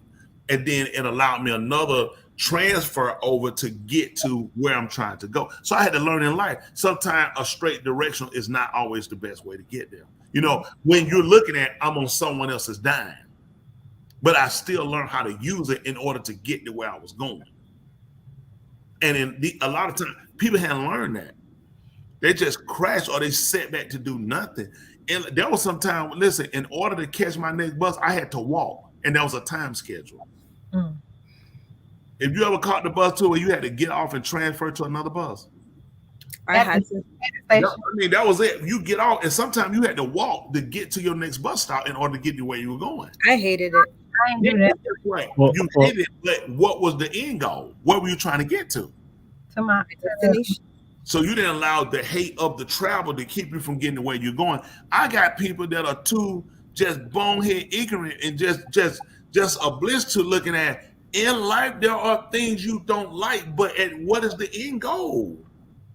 And that struggle taught me, the struggle of me going in that bus and that long and waking up. I said, I need to get me a car. So I worked hard. Hard. And it was there was this little mini buses, and it's funny that you say that because it's a kind of a story that is learnable. It's like it taught me that I would never want to be in a bus, so I needed to get me a car. So I needed to work hard for a car because I hated it. And there was a time I cried because it was a packed bus. It was raining. It was horrible. I said never again. I did for the sake of ratings, preacher, Smitty laughs at your daddy wrecked the car. Okay, I'm finna slap somebody. Okay, I appreciate you that. Okay. Hey, preacher, I've been trying to hold. Hey, listen, this conversation been real good. I've been enjoying it. Preacher, I've been trying to hold it. When you say your daddy wrecked the car, Smitty said, and I'll fight with that.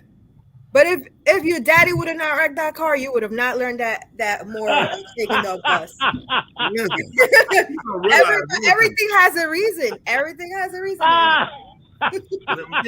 You know what though? It is. She laugh about a lot. I tell her about stuff that I be like, I will hurt you. She laughed about my mama. Let me say this. But I said, get all your laugh out before I tell it. Hey, listen. I might get text tomorrow, but today, I'm going to tell you that lady right there, she laughed at your daddy making that car. When I talk about my mama about the check, my mama, they would get them bills because they were big on paying their bills. And she owned that thing. She said, hot blanket. They gonna gun sheet my jaw. All I kept looking at, they gonna take my mama check. Gonna put it up and they just gonna shoot it with a shotgun. So when I heard and people talking about garnishing, I said, oh boy, garnishing. I know about gun sheet. Garnishing was not something out for me with. Then I had to go back and realize, were you trying to say garnish? I knew gun sheet. Yeah. Wow. They're gonna gun sheet her check. So all I could picture them getting my mama check and taking a shot and just boom. Cause hey, you don't pay this thing in time, and she get that meal, she like lose it.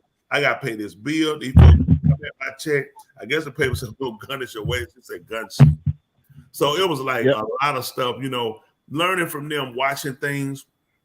There was so many things I hated growing up, but in doing it, it made me kind of create a different format for myself and for my growing up and for my kids. I remember my mom took my kids, my boys. I think it's just my boys. She might took my youngest daughter too. She took them and would take them on the bus and let them go. They want to ride the train. I'd be like, I didn't like that one bit. I'm like, I don't know why would they be on a train.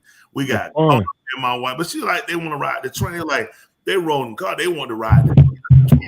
For me growing up, I rode the bus, from I rode the bus forever. I think I got a car. She bought me a car when I was 17. Oh wow! So she gave me a car when I was 17. Yep, she bought me a car. So that we killed that. We so I looked at things I looked at growing up. I saw what I didn't want to ever repeat. Sometimes people come along and repeat things. I learned how to formulate what I didn't like, and it taking that to becoming a strength for me to look at, how you transition over. Somebody want to know how do they call in? I did that. Huh? The link is in the thing. I don't know. Oh, the link is inside of the right below that. The link is down. So those are things. My youngest asked to ride the MARTA train the other day. Answer was no. Well, you know what? You need to teach them. You need to let the kid do it. That's a trip. And go get you some lunch and come back. No, that's way too much. Listen. You park at the train station because it used to be free parking at the train. I don't even know if they still is. Okay. Still is. I'm a bit. Can I tell the truth? Oh yes, I do. Indian Creek. I would say I couldn't tell you what one. Only one I remember was now I used East Lake train station. Matter of fact, we live right there. That where East Lake train station was. That was our playground. Me and some of our friends. We had a tree house right there. I remember they first came there and started clearing it out. We would throw trash. We was angry. It was like mama. You know what? We were kids. That's the exact problem with Cop City. That's what they've been doing. Wow. Some of the people that you used to hang with, they down there at Cop City. That's what them people that's trying to tear that thing down. Let me tell you about Cop City. Just revert. I got a friend. Well, somebody I know who got all their equipment burned up. They set all his stuff on fire in Cop City. Yep. Where is Cop City located? What do you mean by equipment burned down? Can you be his trucks, all his trucks. He had Well, hold on. First of all, let's break it down for Resident Joker. She seemed like the kid that was on the short bus. I'm not talking about you. I'm just telling the reaction of what you said. I mean, that's okay. I want to understand. It's better to ask questions. You don't. So explain to her what is Cop City. Also, for you said that, the young lady said it was a mistake. It was her oldest, so it was her husband who wanted to ride the train.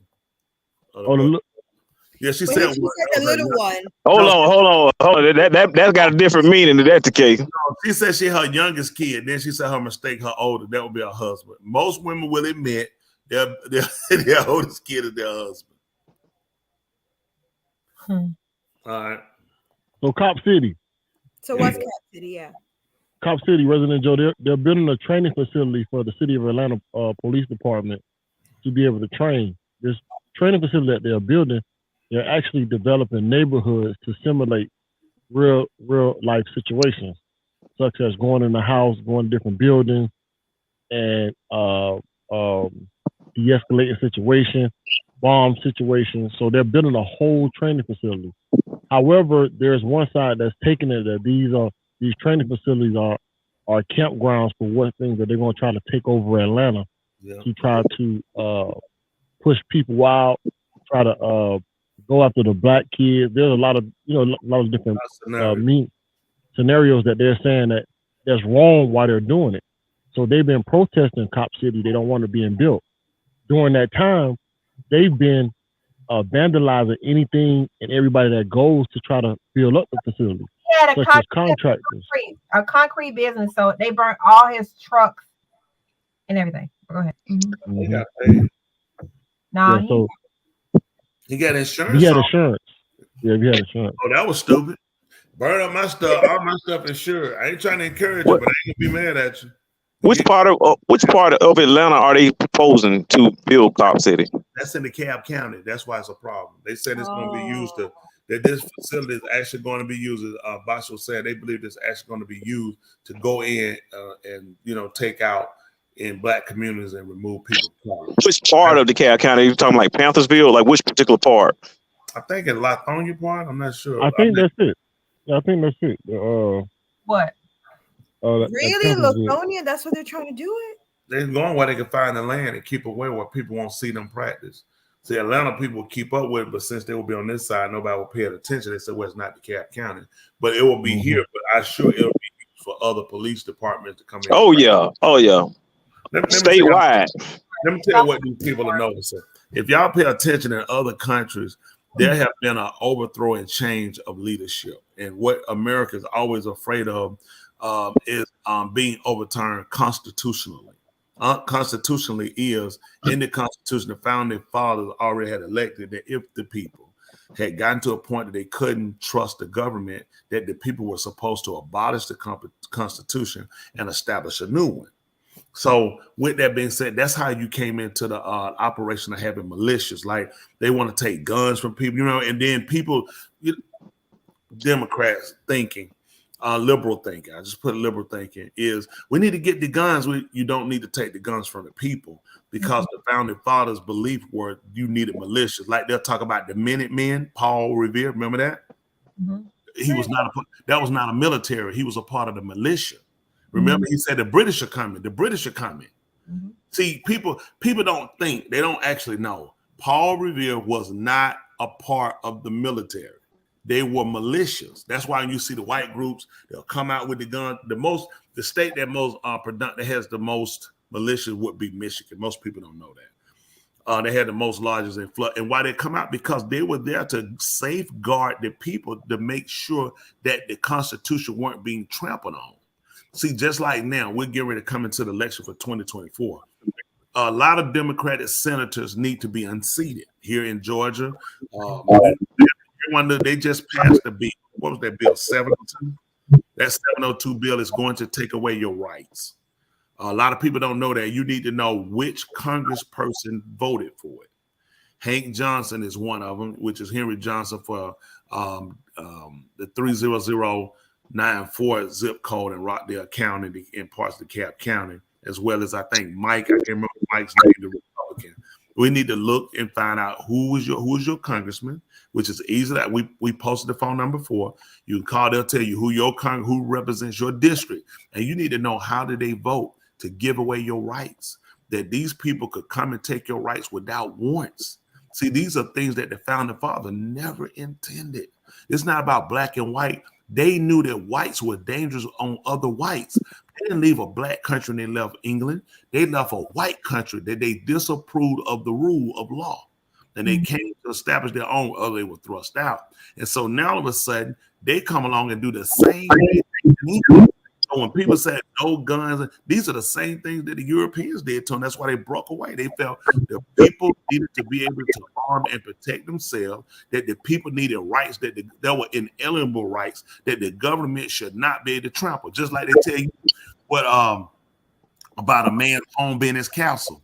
There is actually a law, the castle law, that the police cannot just enter into your home. That's why they'll say, can you step outside, please? And once you step outside your castle, you just gave up some of your rights. But now they can just walk right in because they trampled all over these rights. They could not just come into your home. When they get a warrant, listen, when they go to a court and say, I need to get a warrant to go into Joanna's home, don't you know the judge has to look at that is her castle. For what reason would I sign a paper to allow you to go into her castle? Do you know how much evidence had to be had to be presented? Do you know how many testimony had to be given? Not, well, we just want to go, a no-knock search warrant, the founding fathers never would agree to it. It's impossible. That's your castle. Mm-hmm. So there are so many things we lost, and now people have become so comfortable, and this is why it's so important to educate people, especially people of color. Your kids need to be on their right, like knowing who your congressman is, knowing who your senator are. And you can find out how did they vote. Because if they voted in a way that is against you, that took away your rights or fractured your rights, then you have the right to vote that person out. Before it comes down into the militia and the fighting of weapons, the first thing they set up was the democratic system of the electing of voting, giving the right to vote. That you have a right to pick the people that you're going to put to represent, and those people work for you.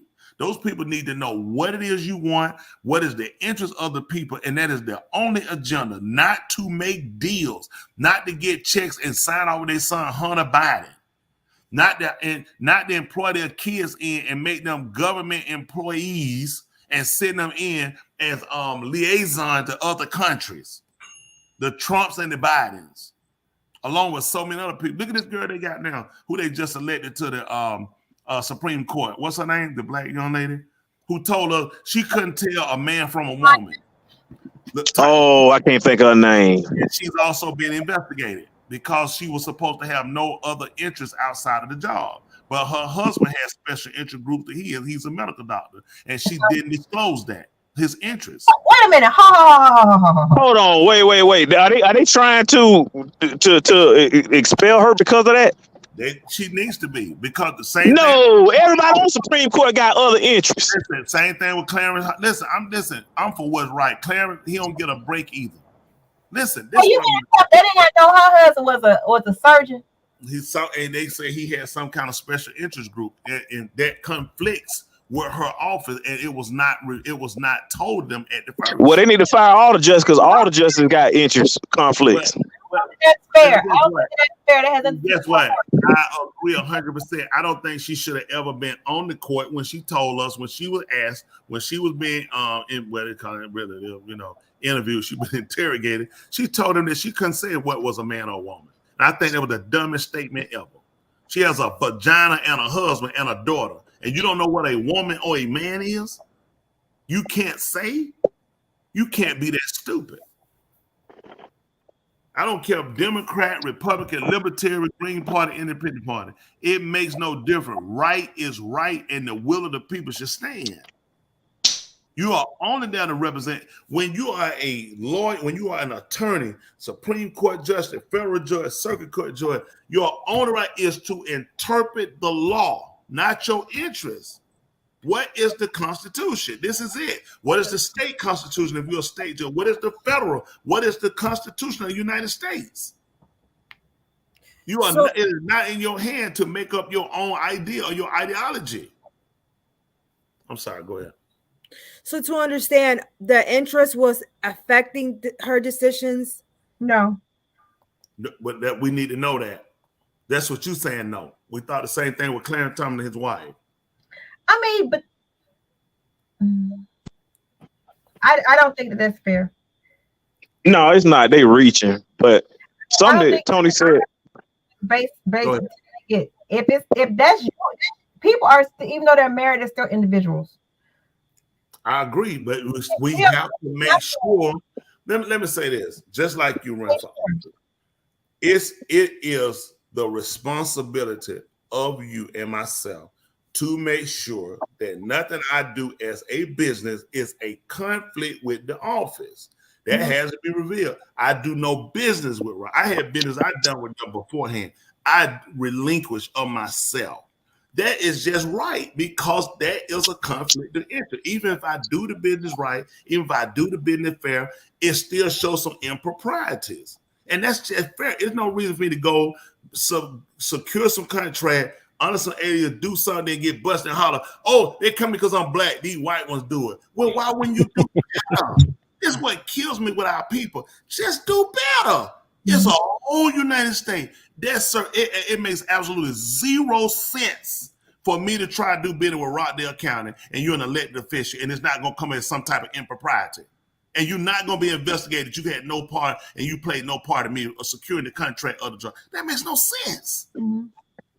And the fact that our people do this and then try to pull the race card is just downright stupid.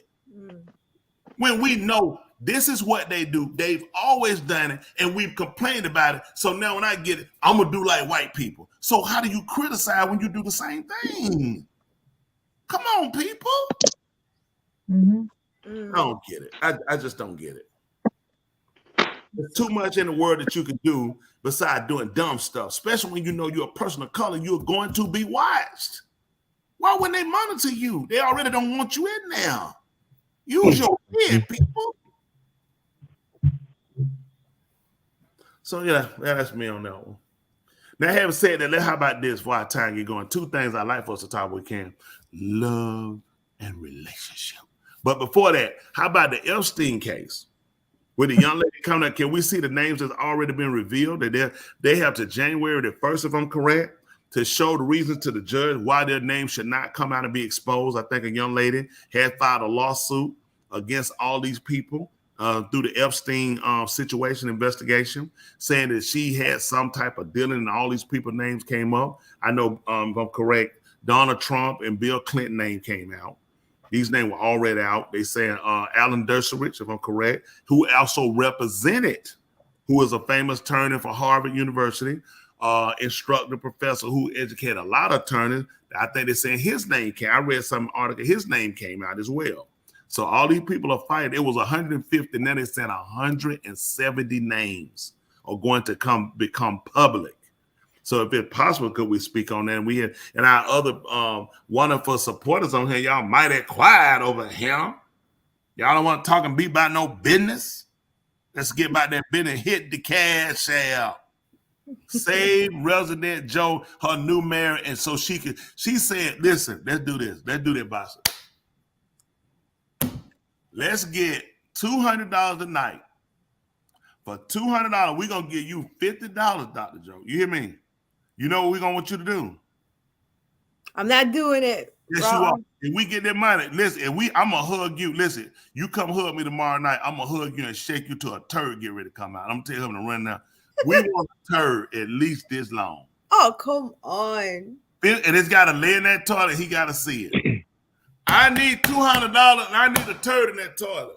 If y'all with me, on him. You don't need to do all that to get $200. All you got to do is explain why Resident Joe got lazy after she got married. Oh, and I'm not talking about you. I ain't talking about you. I have not gotten lazy. This is what I'm doing the most. All I'm just saying, hold on.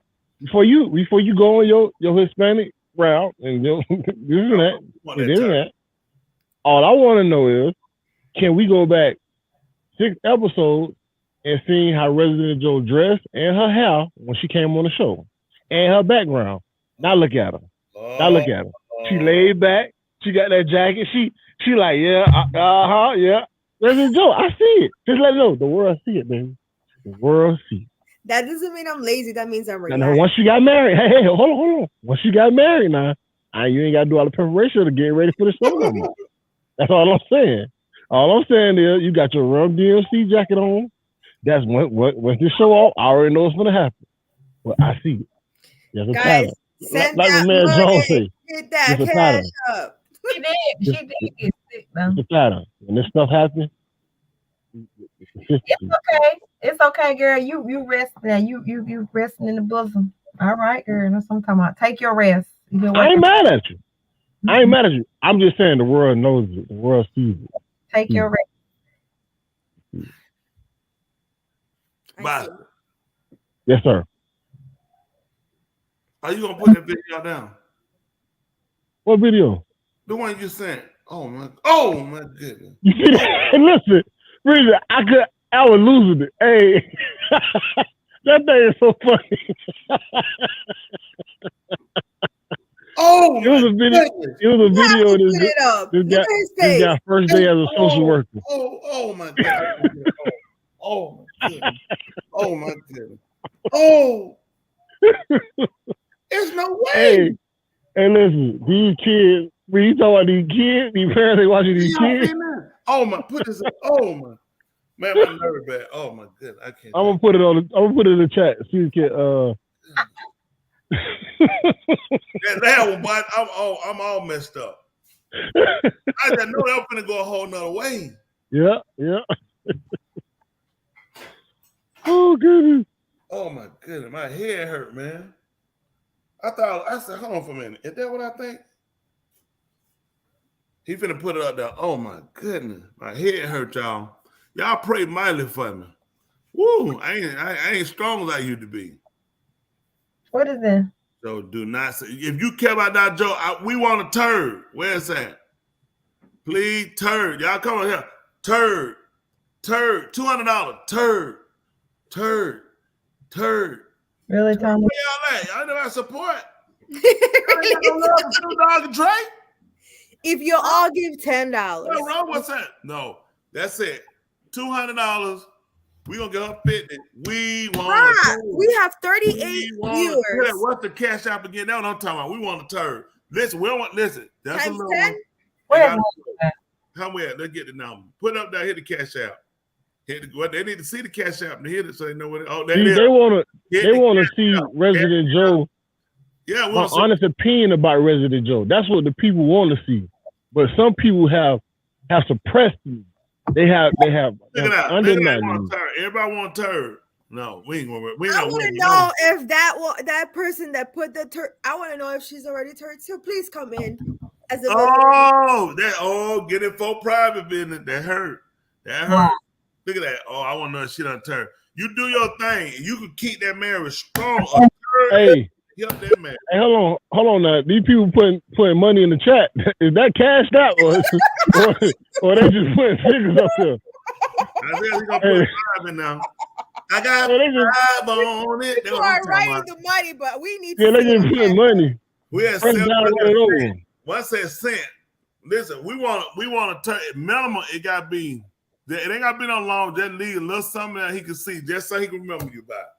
We got about 15 more minutes. I want to know this. I was inside Walmart. They said this and lie. They say yes. They don't put that thing down. Turd. Y'all come with me. Turd. Turd. Turd. Turd. You need a turd. What you say? If y'all want the man to be fishing, well, like, listen, this what you do. When you do it, you get up and say, listen, this me, baby. This all of me. The only way to have all of you is to know the turd and all.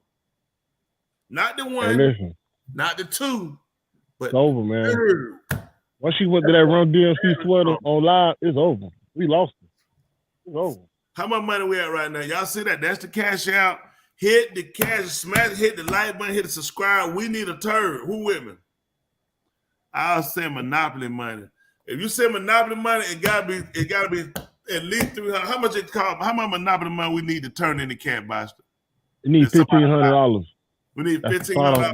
How much that turn into cash? Cash. Yeah, it's worth probably about $25, $25, $30. So don't keep the $1,500 out of that and put the 25 up there. Hit that cash out. We need that man. Oh, we need a turd. You know that man walking around that house doing right now. Yeah. No turd. You waiting for that shoulder? You waiting for the shoulder end? I know that. He went on a turd. No, he around there thinking, it need to be a turd in here. This how. Oh my goodness, Charles. He got the pepper. He got the onions, the spice. I didn't say nothing. I didn't say nothing. All I heard. I heard Resident Joe say, "I will kill that person." They need that turd. That's what I'm saying. That's all you said. This me, baby. It's all me. That's what you supposed. Hell, all of me or none of me. That's what you do when you turd. You get up proudly when you leave that turd in there. Say, come on, baby. I want you to see something. You see that? This all of me. Shouts out to Danielle for her generous donation to the show. But we need that turd now. Hit that cash out, hit that subscribe, hit that like button, and main thing, hit Dr. Joy in the stomach so she can live turd. We finna see that video. You finna put the video down?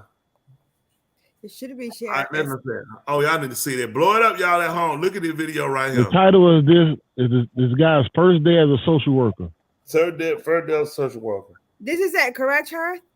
Y'all need to, y'all need to see that. Get your mind right.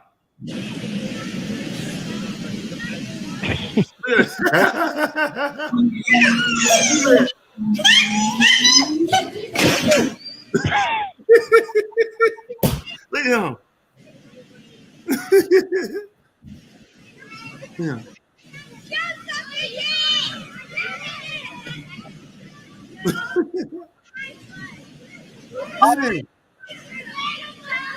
Look at this. What a diaper.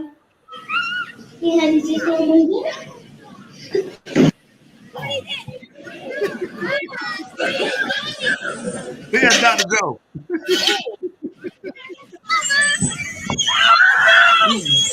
Oh, Look at this. Here's what had me. I can't tell you. Oh my goodness. My nerve,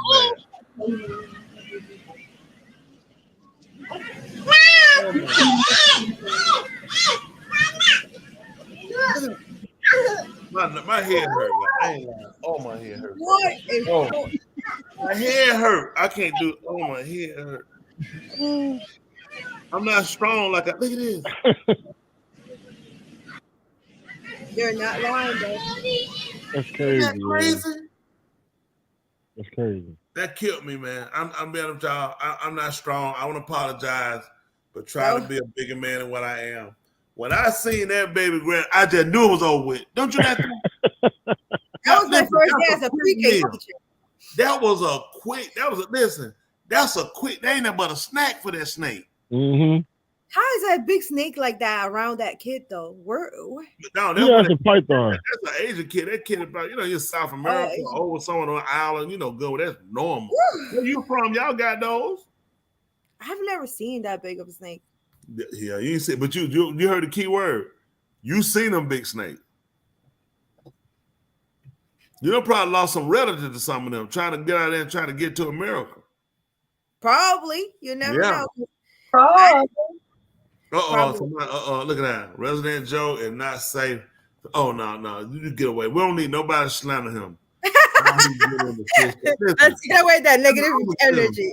Listen, these folks, that baby. Listen, my head hurt for watching that baby with that snake. If that snake would have wrapped that baby up, I was done. That right there makes you not want to have a baby. It ran up there and grabbed the head of the snake. That was crazy with the thing. It tried to ride the snake. That snake had to be already full, but you just the bite of that snake, because how this is the thing about them. So the fangs, I'm saying, they go in. Okay, the reason why, so when they grab you, when you snatch, you typically when you snatch out their mouth, it's gonna rip and tear. So all the fangs on the inside all curve in. That's part of the thing when they get you. Most people don't know, if you ever got in a situation where you were grabbed by a constricting snake, right? The fangs go in. So what you would do in order to get it released is force your hand forward. It'll choke them because they bring it in at a certain speed, but because it's choking them, they got to release it. So when you try to snatch, you're actually damaging yourself. It'll pull it in, but it has to pull it in at a certain speed, otherwise it'll choke. So the object is, if you ever grab by it, don't snatch, force your hand in, because that cuts off the breath. It'll choke them. They can't take it that fast. Then they have to open their mouth to release. Don't ask me how I know. I did some of everything. I want to know. I need that money. By in the morning, that man need to wake up in the morning. He need to see some boo-boo. The man need to see a boo-boo in the morning. Somebody said had a nerve bad. Not bad in my head hurt right now. I couldn't take that. I can't see that again though. And the kid went to grab the snake's head. Ain't no went to, the kid grabbed it. Ain't no went to do nothing. The kid did it. That's insane. But wow, the kid is courageous. The kid don't even know they stupid. Poor kid. That's it. That's why. But you're in that country. Listen, them folk, that kid outside, they used to that. That snake, no. That's not fear for them. Yeah, there's no. I mean, that's South America. Over here, now I tell you what, you put that snake in the Poker Bean Project, over there where Grady Home used to be here in Atlanta, Herndon Home, Calvin Home, Ely Meadow. That snake ain't making out of there. That snake, listen, there's 2 pair of boots, a pocketbook, and 4 fat girl leather jacket with the snake skin going down the sleeve. Agree, Tula? Mm-hmm. So let's get the love relationship. We got a couple minutes. Let's talk about the love and relationship. If you're in a relationship, are you loving one another? Or are you just in a relationship? Has your relationship been serving the damn? Oh, he there. Look at that. He done doo-doo early. That's what we wait on. Come on back, doo-doo. Yeah. Hey, right quick, we're trying to get love and relationship in. You can go now. Yeah. Oh no. So let's hear about it. Yes. Hey, listen. I'm glad because this is the right time. Before we go any further, we need to collect the offering too. Can we do an altar call for the offering real quick? We already did it. Don't try to stall. No, we ain't trying to stall. I just want to make sure the altar call. Because look, last week, for the listeners last week, I told the listeners last week, I went to a revival when I was a little kid, and they had that offering call song. I was able to find the offering call song. Y'all want to hear it? Let's hear it. Don't let the money get you down. Ananias and his wife, they had a plan to keep back some money from the land. But what they didn't know, they could lie to the Holy Ghost, and they let a little money get them down. And I'm begging you, don't let a little money get you down. Don't let it get you down. Don't we let it down. Please don't turn around. Don't let a little money get you down. Ooh, that was good right there. Y'all like that? Don't let a little money get you down. I better see those $200. Don't let Dr. Joe flush it down. Yeah. I just want to see Dr. Joe $200. flush it down. Yeah. Don't let a little money get you down. Let it swim a little while. Yeah. Don't let the turd get flushed down. That's right. That's right, Tulip. Them cash app numbers should be going up now. Cash out, we need it. Don't let it get you down. We need I know that, right? When y'all see that right there, y'all already know that cash app got to be getting up. And listen, what you do, Dr. Joe, when they put y'all need the money, need $200. It ain't gotta be a bit, just leave a little turd. Then listen, you be sitting in the bed, man. He come, he said, baby, what do you call you, baby, sugar, sweet? He says, baby, sweet as sugar.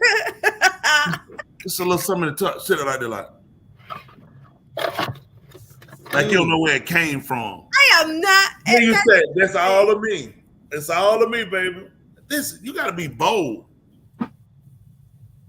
And you can't, if you can't. Somebody taught me this Wednesday that women have to be women and act like women and feminine. I can't be doing that. Yes, you can. You can leave one for $50. You know what you do? $50. That goes against my teaching. $25 you put in the tank so you got gas. $25 you go get you something to eat because you had laid a turd. You need to eat you a little something so you feel good about yourself so you can make another one. Next time you make one just a little bit longer. Don't let a turd get you down. Yeah, it is. A little bit longer. Turd get you down. Yeah. You gotta do. That's it. Flush. Don't let a turd get you down. Yeah. Come on, Dr. Joe, you can do it. If y'all at home, if y'all with me, and y'all believe she should let a turd, just go ahead and put the hand up there. Put the hand, let them know, and hit that cash out, that like and subscribe button, and tell Dr. Joe you need in the morning. Her husband need to wake up, and he wake. Think about he sleep. He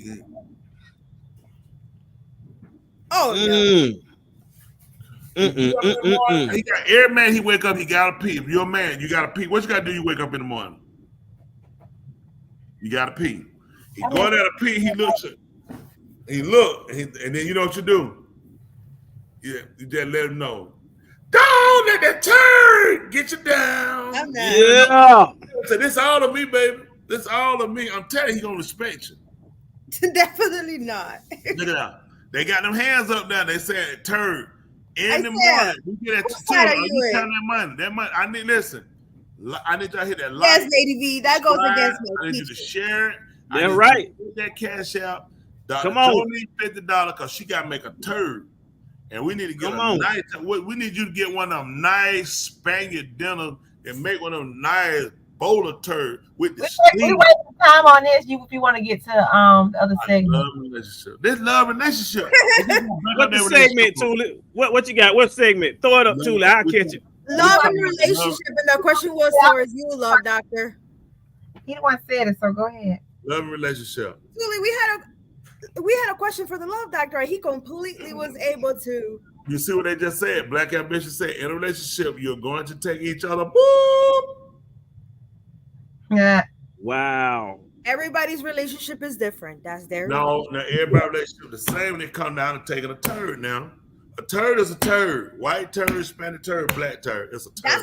That's what makes their relationship comfortable, and I respect it. Well, you need to make yours more comfortable. Right now, you have discomfort in your relationship if it's not a turd. That's right. Dr. Joe on Tuesdays and Thursday. Yeah, Tuesdays and Thursday. Julie, what was the question for the love doctor? Please, I forgot. What was the question we're having that he completely... Julie, that cash out coming. See, that's why he went. That's what I'm saying. We just can't keep. You hear that, Dr. Joe? I appreciate you so much. Look, we appreciate you. Listen, I appreciate that donation. Whose side are you on? I appreciate that donation right there. Right. Come on, let's hit it again. Faith, this for you, dedicated to you, Faith. Yeah. Woo, Faith. And a night and his wife, they had a plan. Yeah. Come on, Faith. Keep back some money from the land. Cashed out. But what they didn't know, they could lie to the I didn't hear that. Don't let the money Holy Ghost, and they let a little money get them down. And I'm begging you, don't let a little money get you down. Don't let it get you down. Don't let you down. Please don't turn around. Don't let a little money. down. Well, you gotta get one of them. Listen, get that thing. Listen, you sit down. And what Yeah. you do, listen, you lean forward a little bit, right? But behind. Yeah. Get one of them and then fall. Do some women use the restroom with their boyfriends before getting married? Yes. Hey, a lot of stuff go down in the restroom. That's right. A lot of stuff go down in the restroom. Now Dr. we Joe. need you to let one. We need you to let one hang in there. Hang in there, Dr. Joe. But for the audience, what do you think? Won't you let that turd go? If we help them with their love life, Dr. Joe, won't you let that turd go? Huh? You got to what let do you that think turd if we go. help our audience, whoever singles out there, we help them pair and we help them with their love life. Some people are We do. struggling. And I see you're struggling. Until it's a turd in that marriage, it ain't gonna never be right till you get it. You got an opportunity to make that marriage and solidify that marriage from now through eternity. Can I get a turd? I don't want one. I don't want two. I just want a turd. That's all, just a turd. That's all we ask for. This is gonna help the marriage. Because all right, let me ask you this. Now that's your personal business, but we want to know: has your husband shared a turd with you? He goes to the bathroom, but I don't go smell it or see it. You supposed to.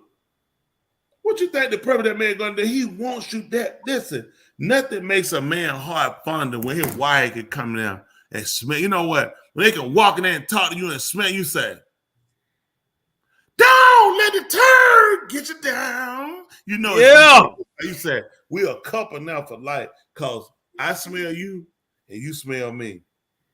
I smell you. I don't have to throw up. I actually would throw up. Both done sit around. No, you ain't gonna throw up. You ain't gonna throw up. Throw up. You gotta think better than that. I would throw You ain't up. gonna throw up. It's time to take your relationship to the next level. Please, let's talk about your relationship. Well, yeah. Take it to the next level. Let's talk about the love doctor relationship. Enough about me. I'm a certified love coach. Listen, tomorrow night when I see you, if I'm a hug, you come up, you gotta give me a hug.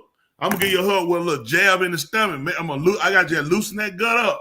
We not finna let no turd get us down. We bigger than that. Don't let a little turd get you down.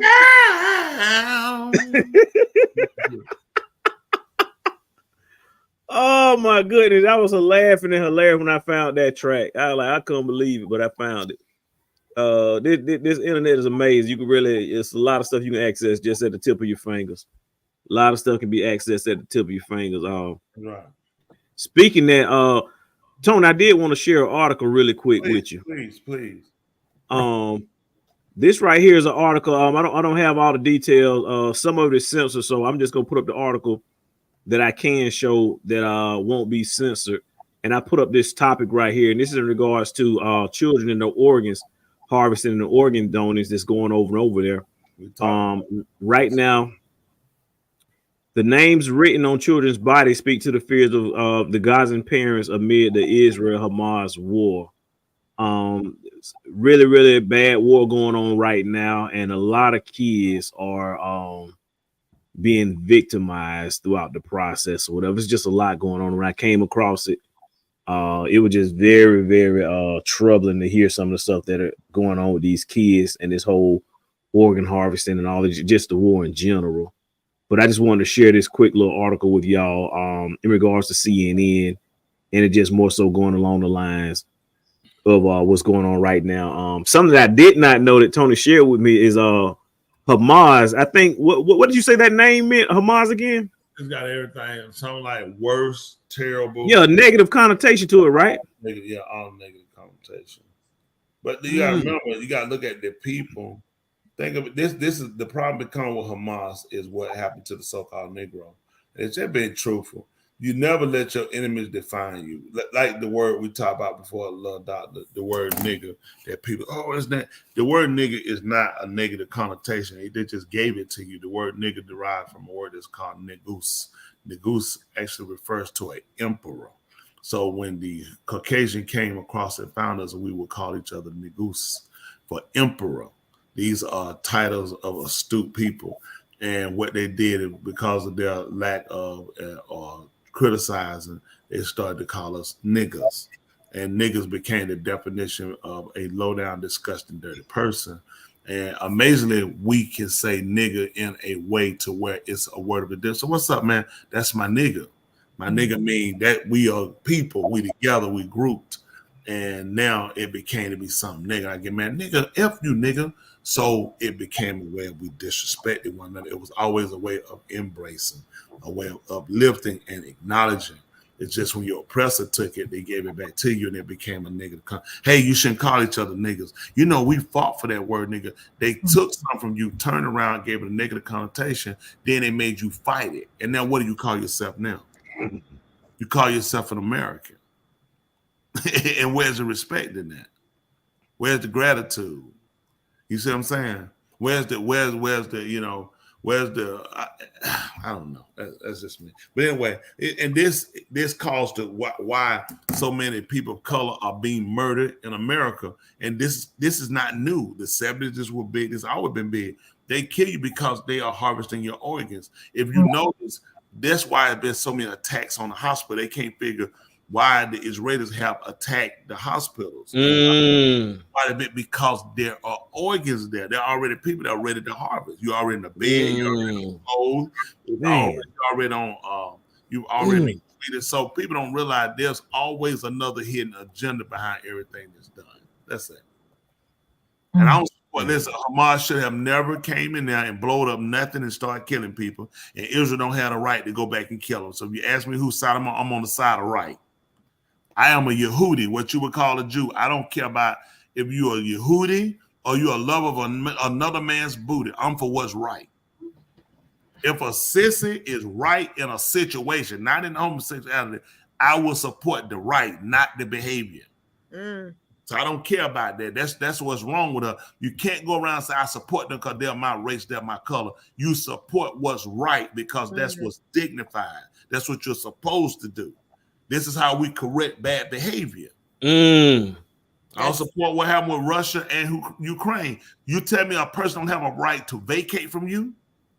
When America broke off from England, England came back and fought against them. What's bad about that, most people don't know, Russia actually brokered the deal to stop the Revolutionary War. That's not in your history book. Did y'all know that? Russia is who brokered the deal. Both history books tell lies. The one in England and one in America, neither won that war. They both went broke. Because of that war, that's how other countries, European countries, started buying Egyptian cotton. Did y'all know that? No, I didn't know that. I know we do have a lot of Egyptian cotton. I didn't know how it happened. You have Egyptian cotton because of the Revolutionary War, the South was big for producing cotton. That cotton was being traded in Europe. Because of the Revolutionary War, the fight, and both of them went broke, they weren't able to disperse and get the cotton out. So in Egypt, which also had which is a major cotton manufacturer, that's how they got into the business, and it really blew up. And now Egyptian cotton is sold here as well. A lot of stuff we don't know. Why would they teach you that? War always hurts. If y'all go back and look right now in what they call Israel, the fight right now, they're going financially broke. They are losing because now because you can't go through and pass through Yemen. Yemen has a part, I forgot to pronounce it, but the name of it is the choke point. This is where they're attacking any ships that are coming through headed to Israel. So this means their food, the prices are skyrocketing. So they're having to go around a whole nother way, which is killing them on shipping. If ships pass through there, the insurance company have already dropped them. There's no insurance for your ship. So now goods that need to get to the Jewish people, the food, other things they need, they're in short supply of. War is never good for us. Economically, it's good for the manufacturer because now I get to raise the price of my goods. This is how they victimize the people. The government's not going to pay it. The people going to pay it. Look at what the Iraqi war, what our gas went to. The Iraqis got gas for 25 and 45 cents a gallon. Not the American people. Sorry. Oh, listen. That's low. You see that? That's low. See that, Dr. Joe? That's low. Listen, Julie, you ain't got to be ashamed. Listen. Don't let the little bird get you down, Tula. Get you down. Guys, did you guys hear about that? Don't let a little bird get you down. Did you guys hear about that lady that donated her kidney to her boss and she fired her because she took too long to recuperate? No. I heard about a lady who donated her kidney. My man. So I say, at what point are you supposed to be kind and helpful to others? At what point do you stop yourself from saying, I'm going to help someone? Wow. You know what? Wow. Dr. Joe, you know what happened to the lady who donated her kidney? She got fired. No, the kid got mad at her. She donated her kid's knee. I feel like that's social work with them kids. No, that right. What you doing donating your kid knee? Give your kid knee back. Give your kid his knee back. But isn't that crazy that she donated her kidney to her boss? But who does that? I would never donate my kidney to my boss. Well, that just show you. Well, I wouldn't say that. I wouldn't say that either. Don't say people. Some people have good relationship for their boss. You know, this year I got a reward for Boss Day. That's some what people like their boss. I guess maybe they had a relation. There were two women, but maybe they had a relationship. I don't know. They had a good relationship.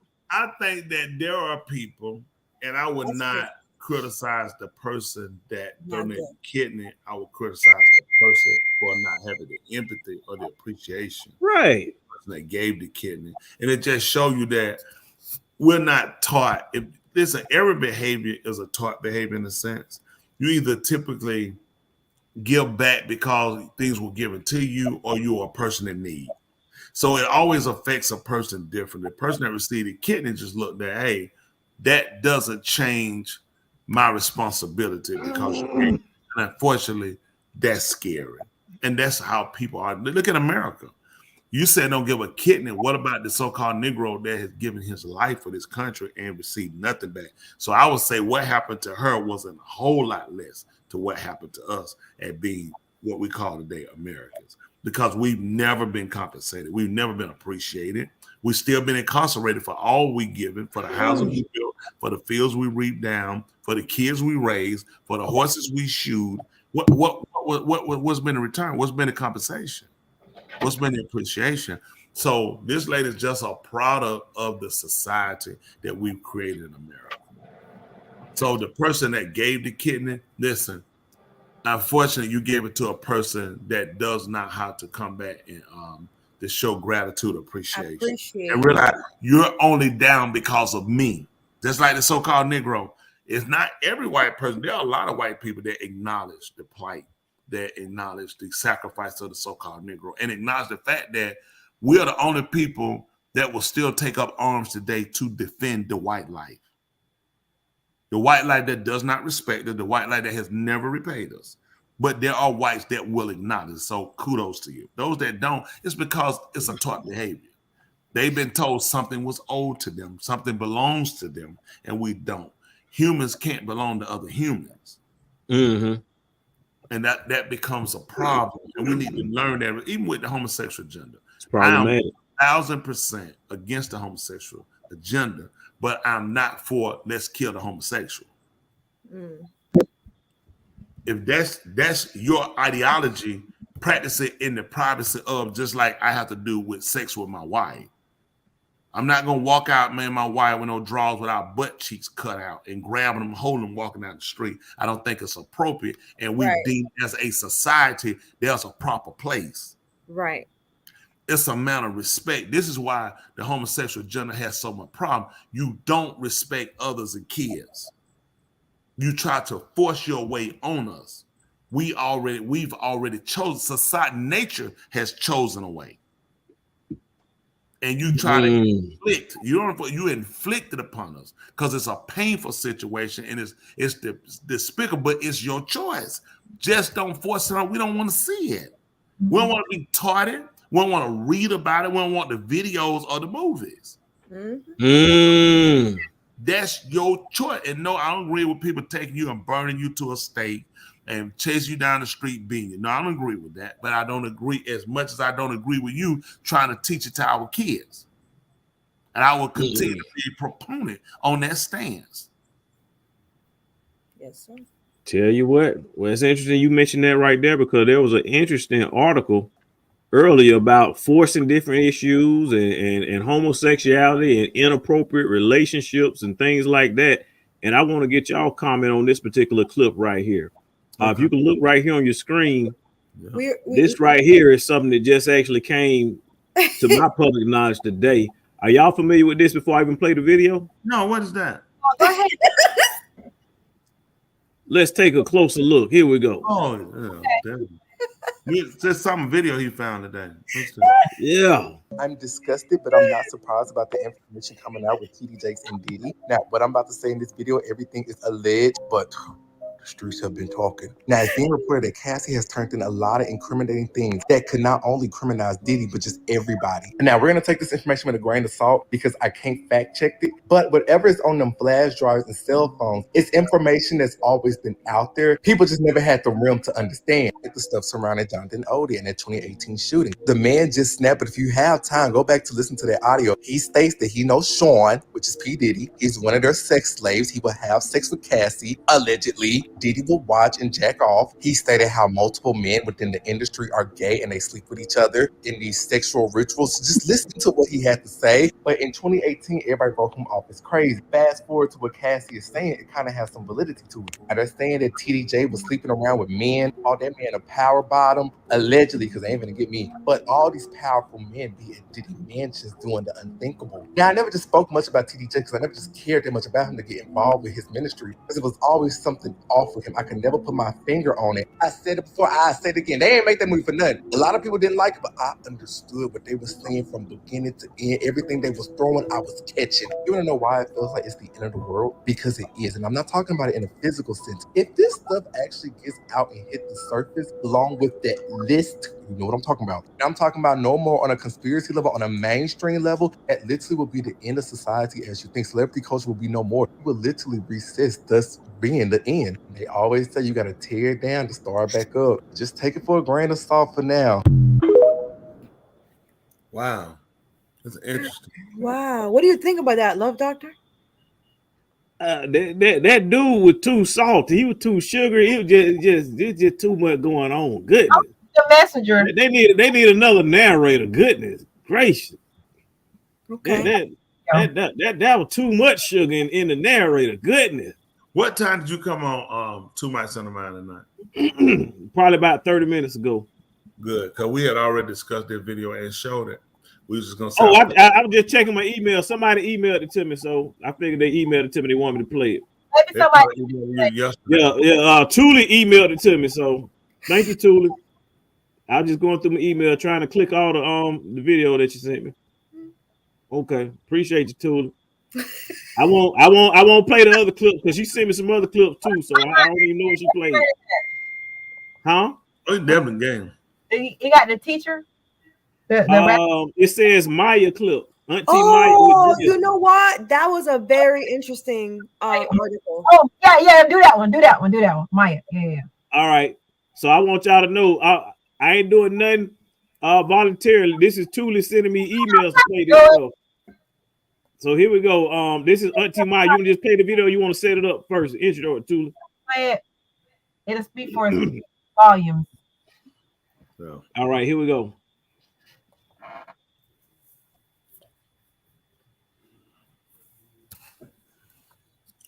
I wanted to ask Maya her views on interracial relationships. Oh, thank you. And first, I'm Miss Angelo. Miss Angelo. Yes, ma'am. I'm not Maya. I'm 62 years old. That's right. So long and tried so hard that a young woman like you or any other you have no license to come up to me and call me by my first name. That's right. That's first. That's right. That's right. First. Also, because at the same time, I am your mother, I'm your auntie, I'm your teacher, I'm your professor. You see? You just told her that she should call you Ms. Angelo. Miss Angelo. Dr. Angelo, Professor Angelo, auntie. Is that part of the problem in this culture that we have? There's not enough discipline. There's not enough respect There, as pardon me. What? Hold on, Senator. Stand. Elders. I'm from North Carolina, and I'm so happy that you went back there. Thank you. Because it is a peaceful place. I've been out here in California about 8 years, and there is no respect. Well, all right, sister, I agree. I only think that the children know only what we teach them. Mm-hmm. If there is something wrong in the generations, which last 2 generations, which did not carry on the tradition. And I think this is true not just in the Black community. This is true in the white community, in all the communities. We have not taken the children to our knees and told them the truth. Darling, here's the way it is. Right. You live in direct relation to the poets, the heroes, and the sheroes you have. Always honor the elders. Oh, then you honor yourself. Honor women. You honor yourself. Honor men. You honor yourselves. Yeah. Watch your mouth. Watch what you say. That's right. To another human being. Don't be so ready to be rude. You have to teach the children that people don't jump up out of cribs, baby cribs, and know that. So somebody has not done the right thing. That's all I'm saying. That's right. And you know, it's very difficult to be a teacher, and yet each one of us is a teacher. People are looking at every one of us. There are small people who watch you as you walk down the street. They say, "Oh, I like the way she walks. Oh, I like the way he talks. Did you see him turn that corner? You see how he wears his hair?" People are watching. Small people are watching. So we're all teachers. But to take the responsibility for it, to be a teacher, is to call somebody and say, "Baby, come here. That's not right. Now, that's not right. That's not right." Now, you take a chance that the person will say, "Go to hell." Excuse me, but it's true. But still, you have to take that chance with all the children, because they are all our children. The Black ones, the white ones, the Asian, Spanish-speaking, Native American, Aleut, they are all our children. I take them for myself. All is mine. We will be back in only moments. Go ahead, Maya. Go ahead, Maya. Miss Angela. That was she should have wrote a poem about right now. What? Yes, she did. Have you read all her poems? Has she read all my poems? Mm-hmm. Oh my goodness. Is that you're right? Check it. That's true. Our kids learned it as well from white kids. They did it. They taught their kids to call us, by our first names, the slaves. There were grown older people who always called by their first name by white children. And those behaviors, she's exactly right, were taught. And now we refuse today to teach our kids and discipline them and take them. Our kids, just like at the synagogue, amazingly, I guess I kind of pivot off of her in a sense, not, watching all her attributes, but being somewhat familiar with her, how important it is to take our kids. And you have to talk to them in a way to where they understand the position of, teacher, adult to child to I care about you. When a child knows that it's done out of care, I won't just criticize and correct. I will also assist. Mm-hmm. Then a child can be more susceptible to receiving what you try to give them. But when it's just criticize, these little young kids so stupid, these little young kids, but where's the empathy? Where's the correction? Where's the care? A child can take it a bit. They're like me. I criticize adults too, but they know at the same time, I remember one time I had a Kuta sister, and she wore some white shoes, and they were scratched up. And I said, "Don't you ever wear them shoes again. They look like you've been kicking a curb." I did, and I let her know I hated them, and I also gave her money immediately. And I told her about some more because I felt if I criticized and not assist in better, then I didn't help. Mm-hmm. So it becomes learn to be a critic, but then at the same time, be a critic from care and be willing to give. If you're not willing to give, then keep your criticism. You got it? Our people need to understand it, because our people do need strong chastisement, but we need it done from a place to where the care is there. Yeah, that realness is there, and the willingness to assist in allowing you to be able to evolve until that corrected person has to be there. I'll call her Dr. Angela, whether she lives or not, out of respect. She's earned that, from her degrees and certainly because of her age and experience, which we all look to try to, achieve eventually. So we have to be able to teach our kids, how understand, and they don't know. That's just unfortunate. They don't know. We don't know to respect the person older than us, or respect the person that they're not older than us because of the position. Right. A lot of times that's missed. Well, I'm as old as they are, but we respect the position. And when you take on that position, you want someone to respect you as well, but don't look for it when you don't give it. Well, what say you? Yeah, it starts somewhere. I saw a young lady, she was still smiling. California, New York, New Jersey, they're more liberal. Very.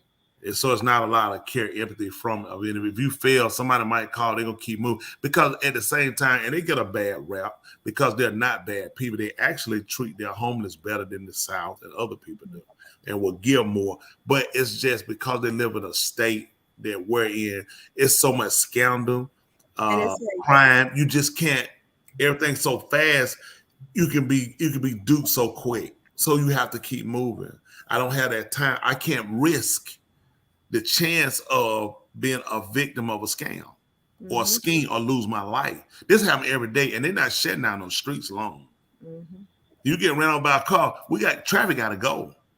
It's not like in the South, it's typically traditional, more South Carolina, some other state, that when they see a hearse coming, although it's on the other side of the street, they will pull the car over. They used to get out of the car and stand there and wait. They said, you give respect to the dead. Wow. Yeah. They just stop both sides. I mean, it's not about night. I know if you're behind me, hey, pull over, let them by. Get them that. These people more, they're trying to stay together. I hate that people cut in the middle of them. It's like so I can get a free ride, cut my lights on. I think it's stupid and it's it's childish, but we haven't taught them. So every opportunity, people look at how can I get over through this opportunity versus how can I look and consider this could be me. That's this person's last ride. When they get out of that hearse, they go into the ground. So they said, let me just stop and consider.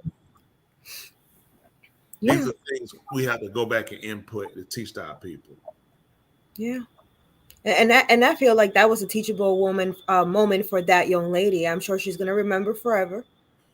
And she's going to learn. It wasn't like somebody said she checked her. I feel like it was teaching her. And we need more people like that can teach. That was beautiful. So how do you create a...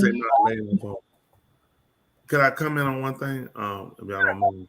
One woman nodded told me, he said he know I laid off of running down preachers. I tell you what happened with me, woman nodded, I appreciate you. It seemed though I was telling people the truth, and then I did some things in a comic, in a comical way at the same time, so it was somewhat witty, funny.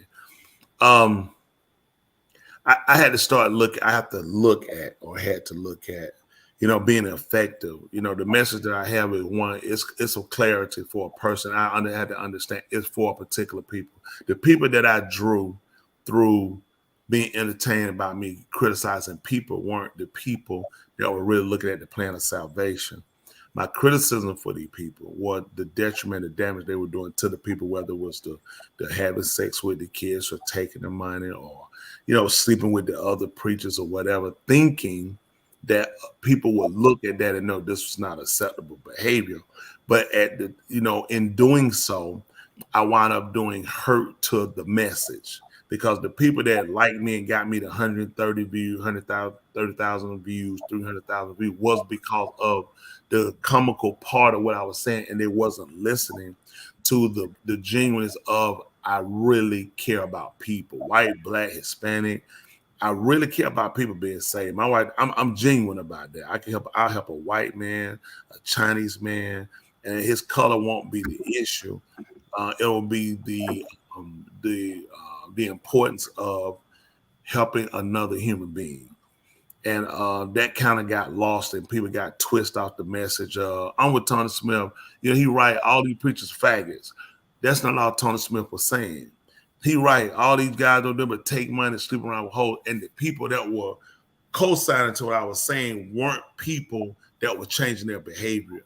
At the same time, I was creating enemies because it drew people more to them, and it made people give empathy to them. So I try to direct my message in a way to where let me keep my message to being effective to where I'm reaching people. The part of me, just like with homosexuality, what you said, 1,000%.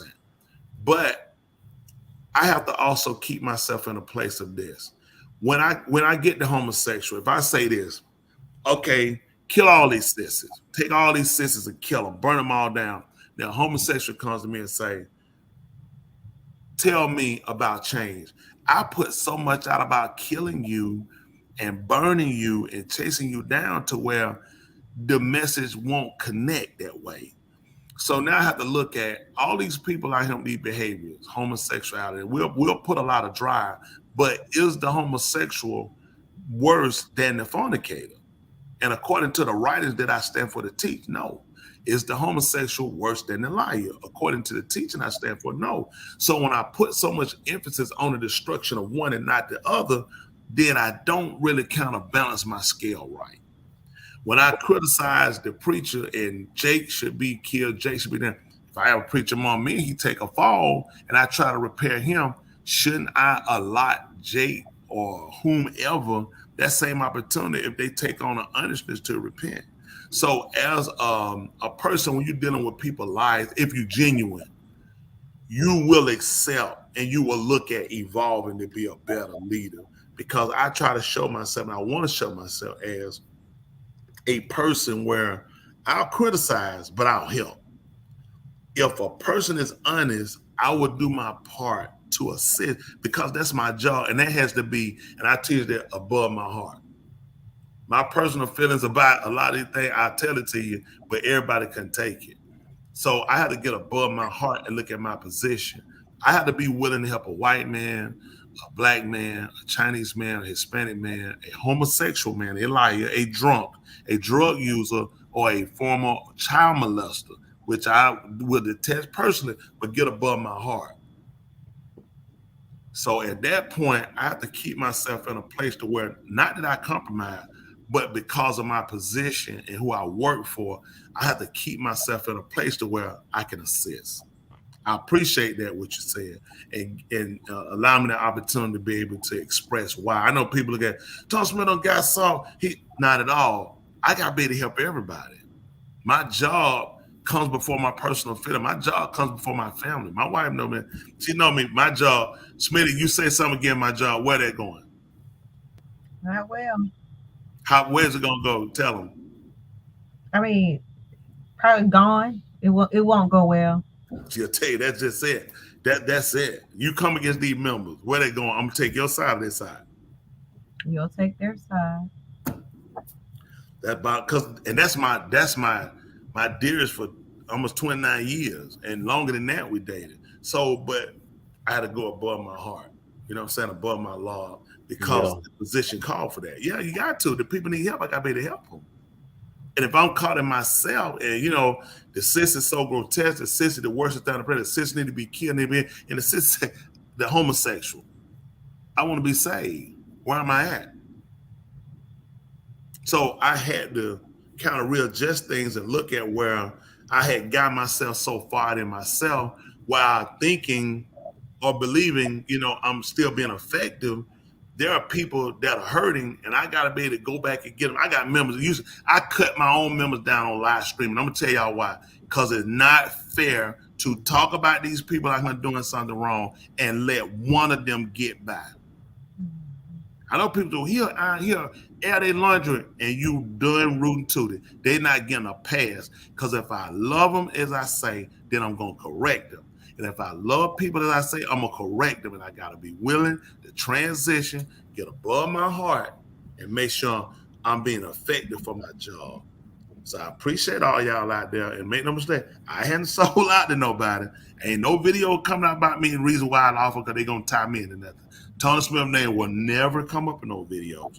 But I got to start looking at where we at now. And as long as I've been doing this, I got to make sure I'm effective before I get out of here and make sure I'm really assisting people. So I hope that kind of gives clarity for those who wonder why I've taken a somewhat of a different approach. Now, what say you? Yep, that was a great explanation. I got quiet. Now, also, we need that cash out, please. Cash out, subscribe, like button. Why? Yeah. Dr. Joe. Hit that cash out again. Ananias and his wife, they had a plan to keep back some money from the land.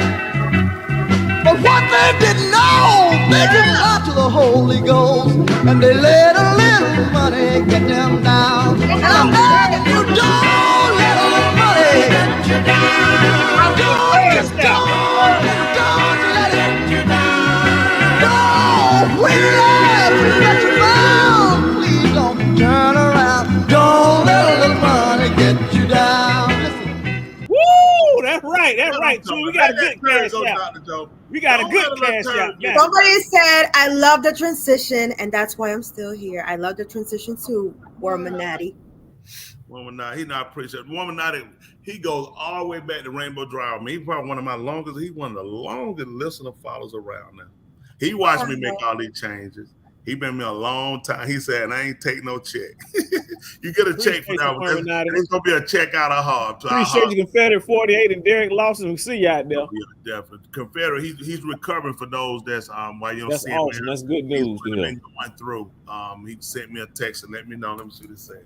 They did send me a text from his number. I'm always polite for him. Derek, make sure you tell Donovan, my buddy, that's my buddy, tell my Harvard too, and I appreciate him. He made him a video over there showing the bit. So we got $5, $10, $4, $5, $10, $25, $25. Yes, sir. $5. We get a turd. I have $10. I need. We paying some bills now. I need. We gotta get a turd. She get. We still need to get to $200. So we will. Yes, please. I need a turd. We got somebody, Isaiah Crawford. He's saying that he's saying since 2010. Go ahead, Isaiah Crawford. That's it. That song ain't it. You know what? We might hit that song one time for a dollar. I don't know. Cause we need that money. We short. We short. Y'all see that cash app up there? Don't let it get you down. We need that turd. Don't let a little money get you down. Ananias and his wife, they had a plan to keep back some money from the land.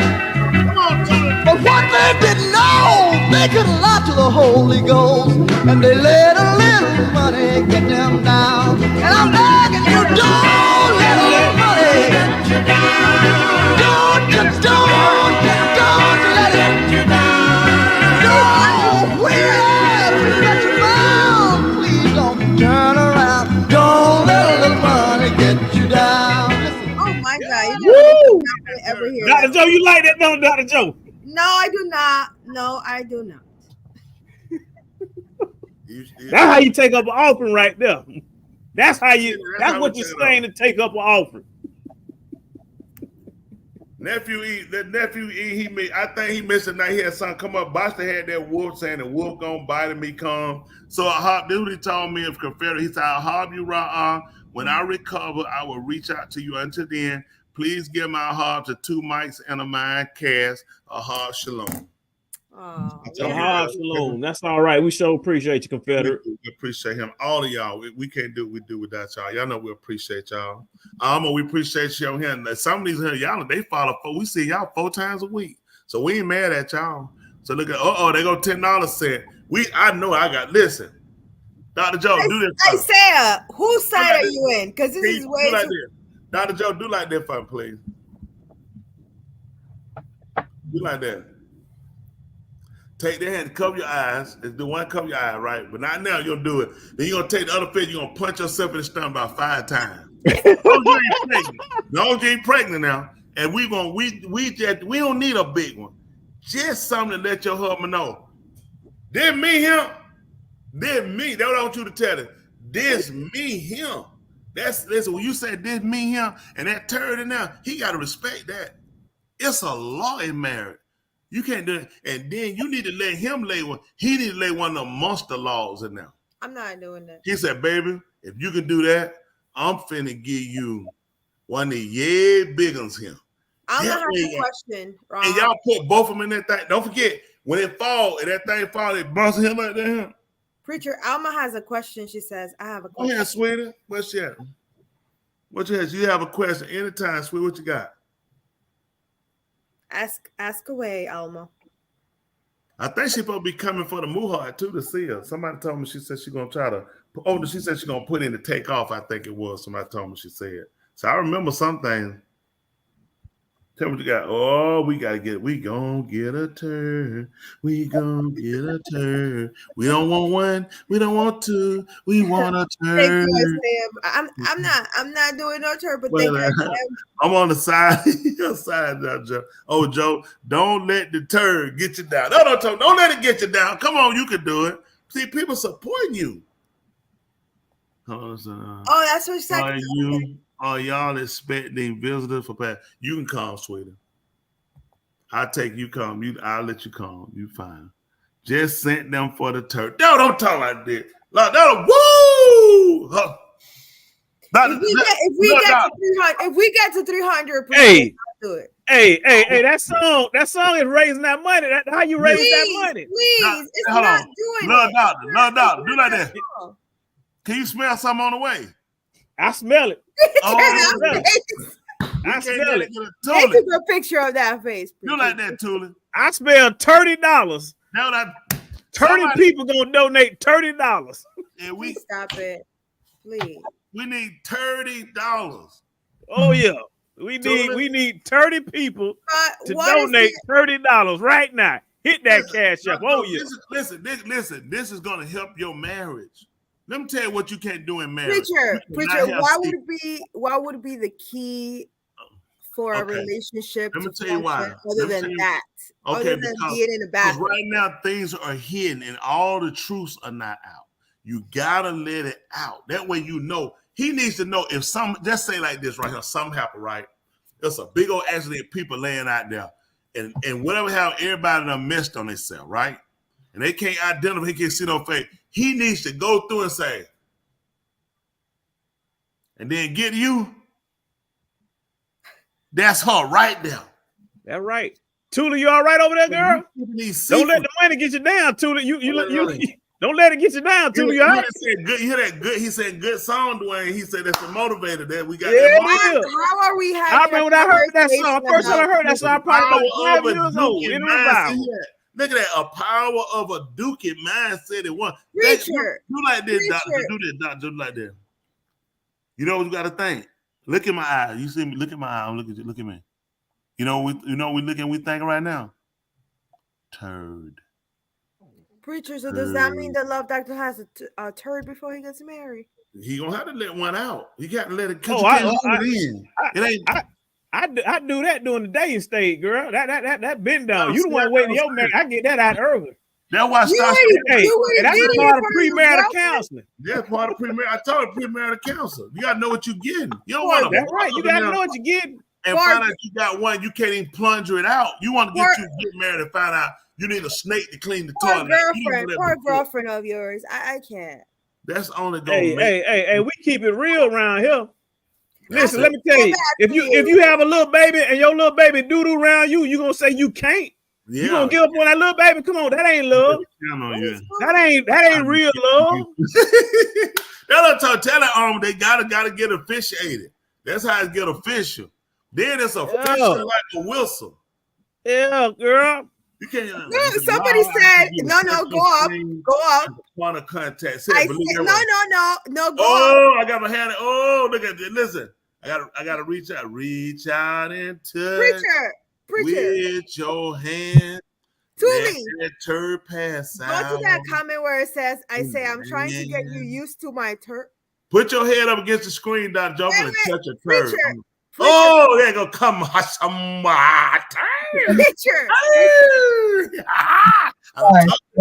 Preacher. You're smoking. Can you help out right here? This is what I'm talking about. Somebody. Yes, sir. See that Dookie? This the phenomenon. This is what you gotta do. This Preacher, listen, somebody's trying to. It's straight. What happened? Somebody wants to connect. I guess Can we, Alma? No. Let's do this. What? Alma says Yes, that if she I could wants stand to. the smell of your turkey. That's how you got to be able to do it. That's all of him now. But That's it. Isaiah said no. Isaiah, you can drop it and run out of there.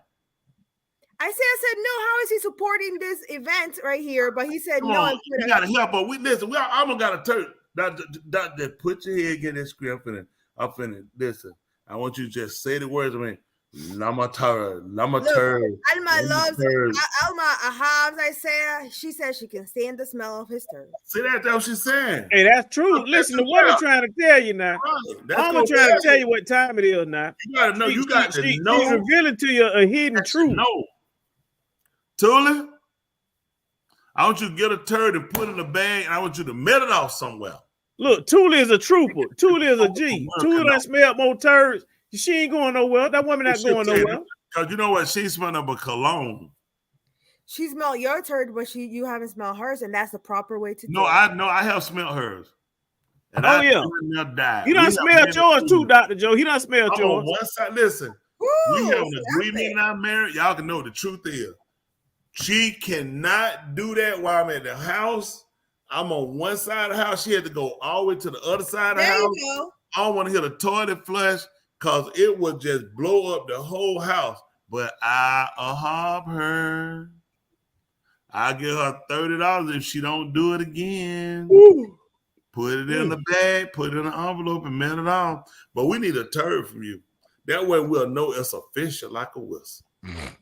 Come on, Isaiah, you can do it. She said she in tears. Look, I said he cannot do it. He said he cannot do it. We're gonna keep it that way. See that? Listen to that. You hear that?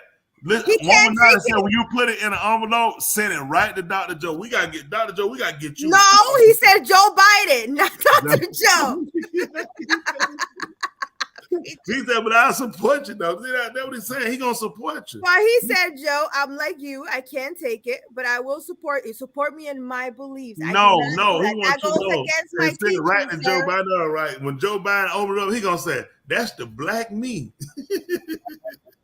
Because he done messed this country up. Look at that. My wife packed the punch when her stomach not right. Listen, man, my wife, Mike Tyson. That's Mike Tyson. Would not listen. You going down quick too. So that's what I try to tell her. Mine, listen, cologne. Because I know how to. When that thing been fall, you make a. All you do is make a turn. Gotta make a towel. Make that tornado in that thing. Take that thing out of here. I cannot let that turd get me down. That right, Raw. It's gonna happen, Dr. Joe. Sooner than later, you're gonna use that bathroom, it's gonna get clogged up. That toilet ain't gonna flush.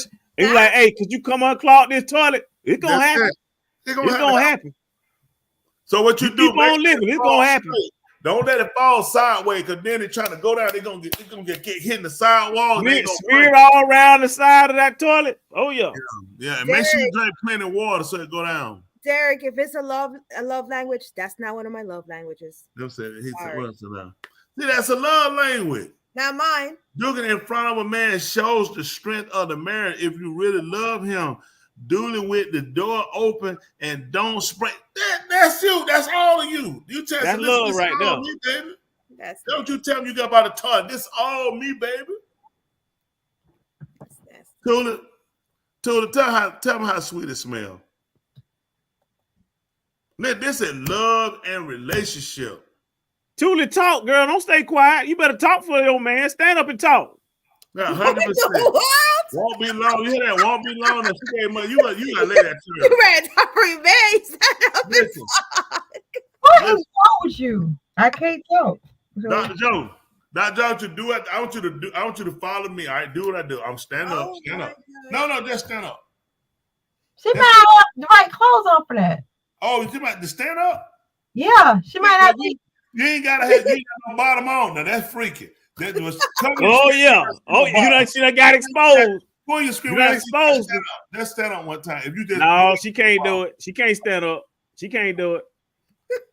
And then when you stand, I'm not punching my stomach, Ron. No. I will not. No. I'm not gonna ask you to do that. No. Just stop and follow me. Just stand up. I will not ask you to punch yourself. Honestly, I would not do that. No. Can you stand up? The love doctor could do it for me. You can imitate it, love. I want you to just stand up and then sit out like that. Obey, suck it, obey. Can you do that? See, when you stand up and sit out like that, we try to make the duality come on down for you. Your husband is crying out for a turn. He ain't gonna tell you. Is your husband sleep? He probably is resting already. Well, tell him he need to. He can't rest. He smell. You know why he rested? He should be sleep. You know he's thinking, why my wife ain't gave me no turn. Preacher. Nah, Wormy Night called the water closet. That's an old-fashioned name. Good. Said, you know what he's thinking? See that I'm talking about? Yeah. I called my wife. I said, come in here. I called another cup. She was like, what? I said, I want to talk to you. Sometimes your best conversation is when you're on the toilet. That's facts. You can talk out. That's it. You hear that? Faith said she gonna give you some Taco Bell. Faith say she get one more month. I don't eat Taco Bell. Thank you very much. That's why we're gonna get it, cause you gonna have to drop one there. If Taco Bell don't make you go, you sick, girl.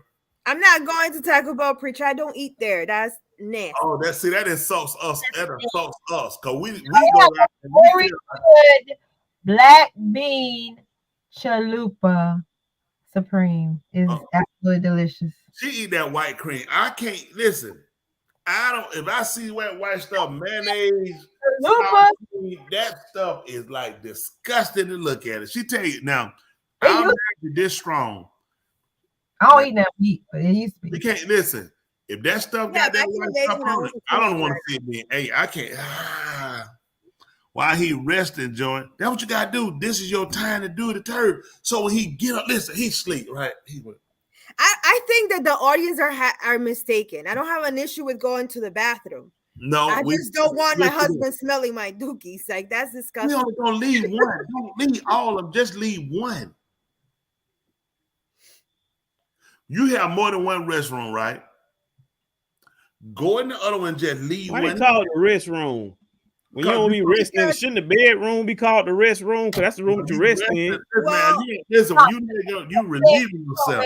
It is called a restroom because a bathroom. It does not every restroom has a bath. I got a door. But you never rest in the restroom. That's the wrong place to rest. We do rest in the restroom. No, you don't. What you doing resting in the restroom? You better go in and come out. You don't rest in there. Especially if it's a public restroom, you don't rest in a public restroom. Wabanati said if you clogged up, eat some scrambled egg and drink coffee right behind you. You ain't lying. Now I can't drink coffee anymore. I gotta go to the bathroom. I'm gonna mess on myself. But see, Zach, go ahead. Listen, go ahead, Dr. Joe. This is gonna help out. Isaiah is with me. There you go, Isaiah. Thank you. If someone has the bubble guts and they can't, that don't say that's why she need to go to Taco Bell. She need to get the chalupa, the black beans. She get all that stuff with vegetables would do it for you. With the sangria. You need to order one of them sangrata drinks, and that way when you lay down. Wait, what drinks? What drinks? He can't pronounce it. What type of drink? One of them sangrata drinks. We can't have sangria drinks. That has alcohol. Okay, you gonna listen? Hey, he gonna open some stuff up. Just slow down, Dr. Joe. Just slow down. We trying to get the turd out. Listen, if he does, if you open that sangria, then we might talk. Supreme would have a crunch wrap. Supreme. What is that? What kind of that? What is that? I don't know, man. I think Supreme. Because I would have a crunch wrap Supreme. I ain't never had I go to Taco Bell. I'm basic. I'm telling you, I go to Taco Bell. I'm gonna get a plain. Well, I'm gonna get a soft taco, no cheese, or I'm gonna probably get that. What's the other thing I get that they make it all press it down? What that thing? Quesadilla. I probably get that. So I ain't get too much. I can't do too much. Man, my stomach. I can't eat. I cooked one the other day. That thing was good. Weird than nothing. See that we all poop. Get over it. We all poop. Get over it. You human. You might like that, Joe. That's not the problem. I used the bathroom, preacher. That's what you do. Listen, we want you to do it. Listen, I want you to put a song in them, you know. I'm only human, born to poop out hers. He gotta respect that. He gotta respect it, Dr. Joe. Now, sangria might do it, preacher. Sangria might make me go to the bathroom. No, I'm saying you gotta go on there. You gotta let it out. You need to be clear with yourself. What do you say? If I drink a sangria, I might be able. That Baja Blast too. That Baja Blast make you go. When you wash it down real, that Baja, I ain't gonna lie. That Baja Blast, that's something serious. I ain't gonna lie. That's serious drink. Let the man speak. You gotta listen. Oh, them chalupa tear your stomach up. That's because they want to hear about that sangria. I heard they have. You know what it works? It's that fruits. Anyway, I stay away from fast food. I know that right. Listen, we need her to eat fast foods just so she can get this out. We need her to solidify that marriage. Right now, your marriage is in jeopardy. I hate to tell you that because I mean, them tell you to do this. Don't be going around all that smile like, oh, my marriage good. Oh, we right now for what we have a counselor named Tony Smith. That's all I need. I don't need to turd. I don't need to use the bathroom. I can't do it so much. If you're gonna hold back, you know what? The most precious part of marriage. 3 minutes. All right, so we gotta get this out. Listen, what they can't. These folks get their money. They need help. They about them. So much. We appreciate it. They did great. Thank you so much. Listen, we appreciate. Listen, and just know that this all go to a good worthy cause. We had to pay to be on here too, but we ain't out here drinking liquor, getting high, nothing like this. And we are y'all so much of y'all being here. It really help us out. So we got $10, $10, $5, $25, $5, $5, $10, $4, $5, $10, $25, $25, $5, $10. We almost there. We're not there yet. Ain't no Joe gonna turn all right. Oh, I got a feeling that Joe gonna turn all right. Whoa, I got a feeling, that Joe gonna turn all right. Turn all right. I command you. All right. That you can use the bathroom around your husband. Done told me that Joe gonna turn tonight. Whoa, done told me that Joe gonna turn tonight. Joe, when we get out? That's what I'm talking about. So when we need a turn. Let me tell you something. Resident Joe, I know what the problem is. You hear that? Resident Joe. So the reason why you have a problem is because you feeling like you're a loser. Yeah. But I just want you to know that a winner is really a loser who wins. Oh my God. Look at that. Look at him talk. They ain't never spirit. Richard, stop gassing him. The spirit of mess. Stop gassing him. Huh? Stop. Listen, this is you right here. Stop gassing him because that's not. That's an extra 5 in it. If Boston get that check tomorrow, that's what I'm talking. Boston got a check that's already in it, and we need that turd. So that's what we need. We need that turd. You get Sheriff, you come in. They're giving you checks out here. Well, he got that check. Now we got to listen. We about that money. All right, y'all. We don't need that turd. Look at him. Right. There they go. Our time fell. But listen, if you be so kind, we appreciate you guys. We want to say that. How much we'll harm you in everything you do, supporting us being here. You guys are great and wonderful. You mean a lot to us. You are part of our family. We appreciate you. Dr. Joe, we had her come in. She was this single woman. Then she became out there. She's every woman a turf in her. Come on, drop that turd out now. These folks don't pay good money. Whoa. Richard, somebody said no more cayenne pepper. Hey, Derek, keep my name out your mouth, man. Keep my name out your mouth. You mess up our money, man. What about our money? Boston, we need this. We almost down. Somebody said no more cayenne pepper. We need that turd. That's for you. You. When it comes to a turd, no, that's what I'm saying. That's all we say. Listen, they gotta go. It gotta go. I gotta go. Listen, it ain't me. Listen. It's something in me that's doing the work. I got to go. Y'all trying to hold in this. I gotta go. Listen, I don't been on live stream. I had to let it go. I said, listen, I try to hold it and say, you know what? Why am I ashamed? I'm a human being. All I'm doing is living and being me. Now I can hold in here and try to ease out and hurt myself and pass out. What these people gonna do? Nothing. I'm gonna be laid up in greater hospital, vein all busted in my nerve in the head. let this thing out. They're gonna smell something. They're gonna get on. We're gonna keep going. I said, hey, I'm still human. I'm only human. So I want y'all to come on here, and we're gonna have to stop. Look at that. The spirit told me, tell Dr. Joe, he got a blessing with your name on it. If you turd drop, that's a bad rule.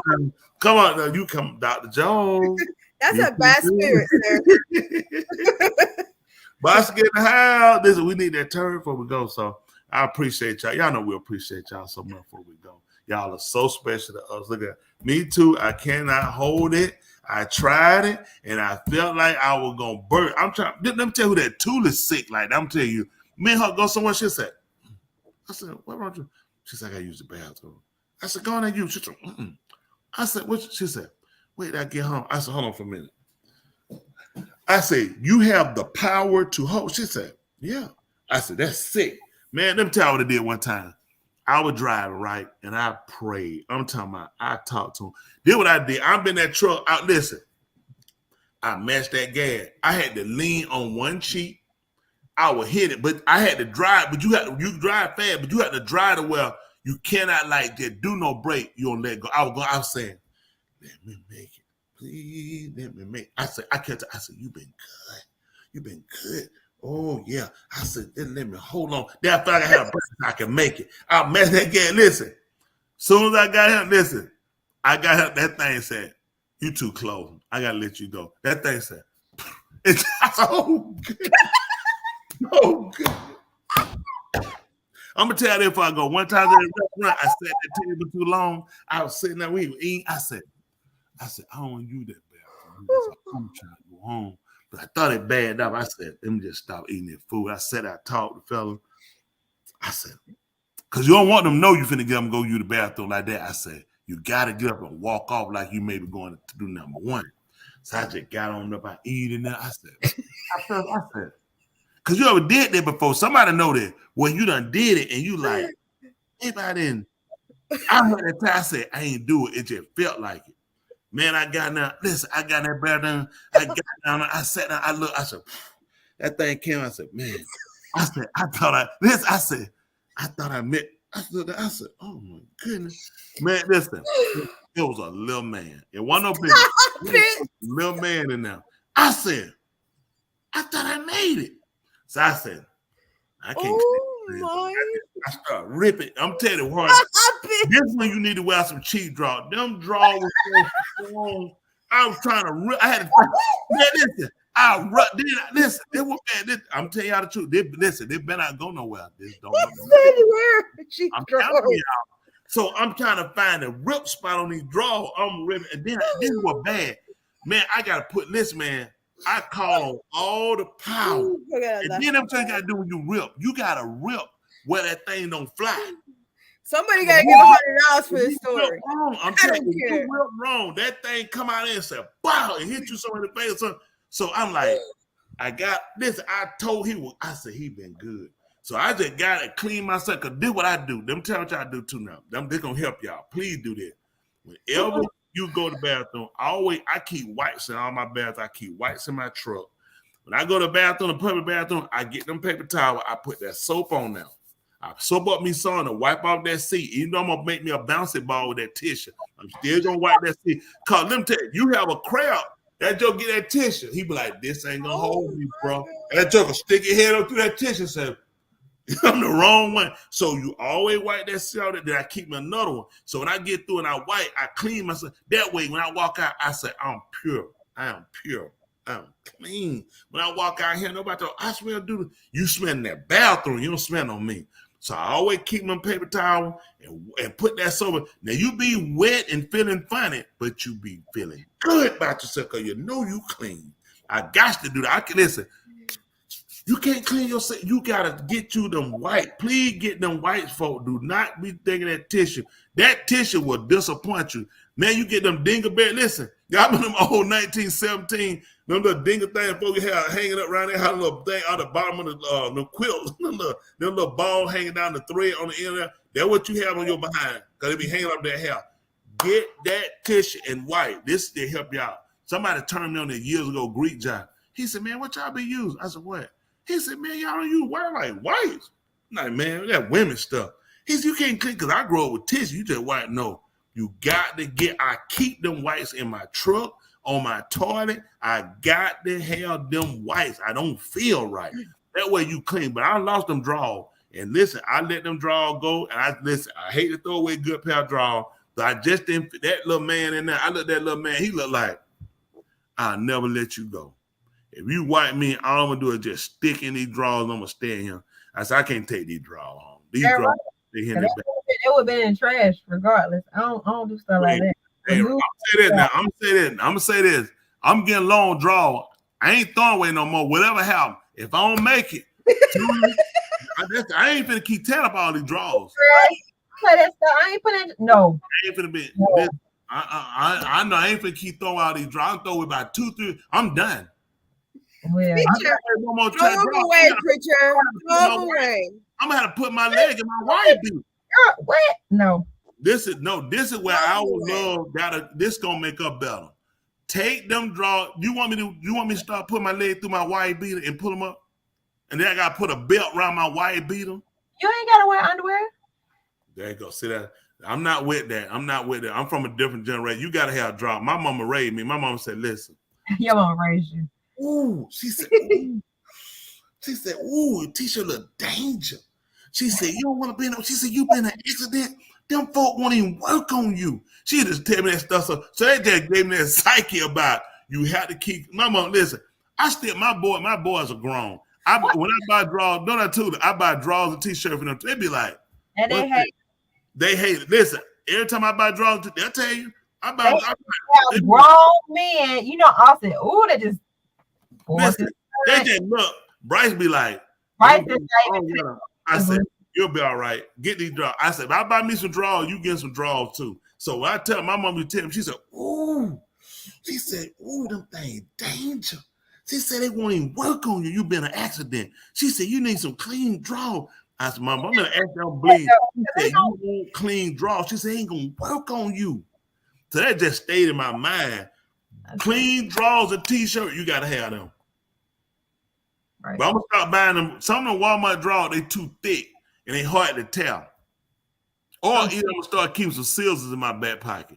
Cause that last time I was in that restaurant, that was rough. Some scissors for what? To cut the drawers off. Cause some of them, they got that good thread in them. Who are these Chinese making these drawers now? They sewing them too tight. You need them easy rip drawers. I'm gonna write my congressman and my son to tell them. Make these Chinese folk make easy rip draws. I have to go. Okay, we gotta get to go. I harbor. We harbor you. You harbor. Listen, we appreciate y'all. Listen, every Thursday night, 8:30 p.m. live at 10:30. We lose it. We go crazy. Don't forget, we looking for a turd. Please send that money. It's not too late. Dr. Joe, we can't let these people down. 300. 300. We need that turd. Dr. Joe, we need to hear about that turd now. These folks get good money for a turd. We need to hear you come back. And we need to we had a goal. If we achieve the goal, I might work with it. Come on, now she's gonna work with that. We get listen, $50. You can get some white and we want some good tip, make you feel better. And some spray. Oh, we got another $5. We almost there. We need 300. Listen, we need a turd. We need a turd. So we appreciate y'all. We gotta get ready to go. Listen, please, y'all. Come back and sit in that week, and we want to talk about the turd. Okay, what's our quote so we can go? All right, let's get a quote. All right, listen. Preacher, don't do it. No, you give us your quote. Give us your quote. No, go ahead. Go ahead, preacher. Life is not always about being number one or number two. Sometimes you have to be good with just being the turd. I knew it. So don't worry about trying to be one or two. You can be the turd and still be the best. What you got for us, Dr. Joe? These folks liven up on that, ain't it right? Come on, tell what you got. We're a hobby too. I hobby all of y'all. A hobby with a pure heart, a hobby all of you. Come on, what you got? Stand on what you believe, even if there's peer pressure around you. Ho. No, you didn't. I know you didn't just throw it up. You gotta get you another one. No, you didn't. got a fight come with that. I know. And I have y'all. No, sometimes you gotta know when to sit. Don't stand. This ain't gonna run down your leg. You better know. You gotta pay good money. No, sometimes you gotta know when to sit and hold your place. Great show. Y'all are the great and y'all are the best. We definitely appreciate y'all. Come on, Tula, give us our saying for the night. All right. There is no greater insight into the future. Yes. And recognizing when we save our children, we save ourselves. That's right. I agree. And y'all know me, I love kids. They janky. That's why I love them. If you get solid turd, what is it? If you get a solid turd for whatever, I miss on. That's right, Andrew. We need that turd. Turd down. Be you no matter what everyone else is doing around you. That's right. Make sure you let that turd out. If other people not turd, it's your responsibility. Isn't that right? To make sure that you always the turd. Appreciate y'all so much again. And we'll look to see y'all next week. For the rest of y'all, we'll see you tomorrow night. Shabbat Shalom. Come on, Tula. Take us out. Come on, Dr. We're about to take it back. Ladies and gentlemen, here it is, the most listened to radio show on the planet. This station is now the ultimate power in the universe. Tony and Lee on the radio. Dr. Joe's therapy on the radio. The love got me going live on the radio. 2 mics and a mind on the radio. Radio, turned up on the radio. Radio, turned up on the radio. Radio, turned up on the radio. Radio, turned up on the radio. 2 mics and a mind. 2 mics and a mind. 2 mics and a mind. 2 mics. Watch this. And a mind.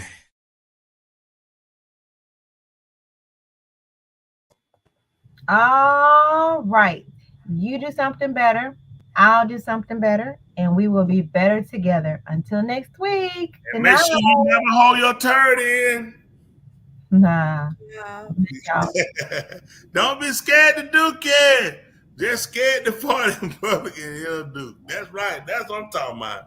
Look at the great hands we got out here. We'll have y'all next week. We out.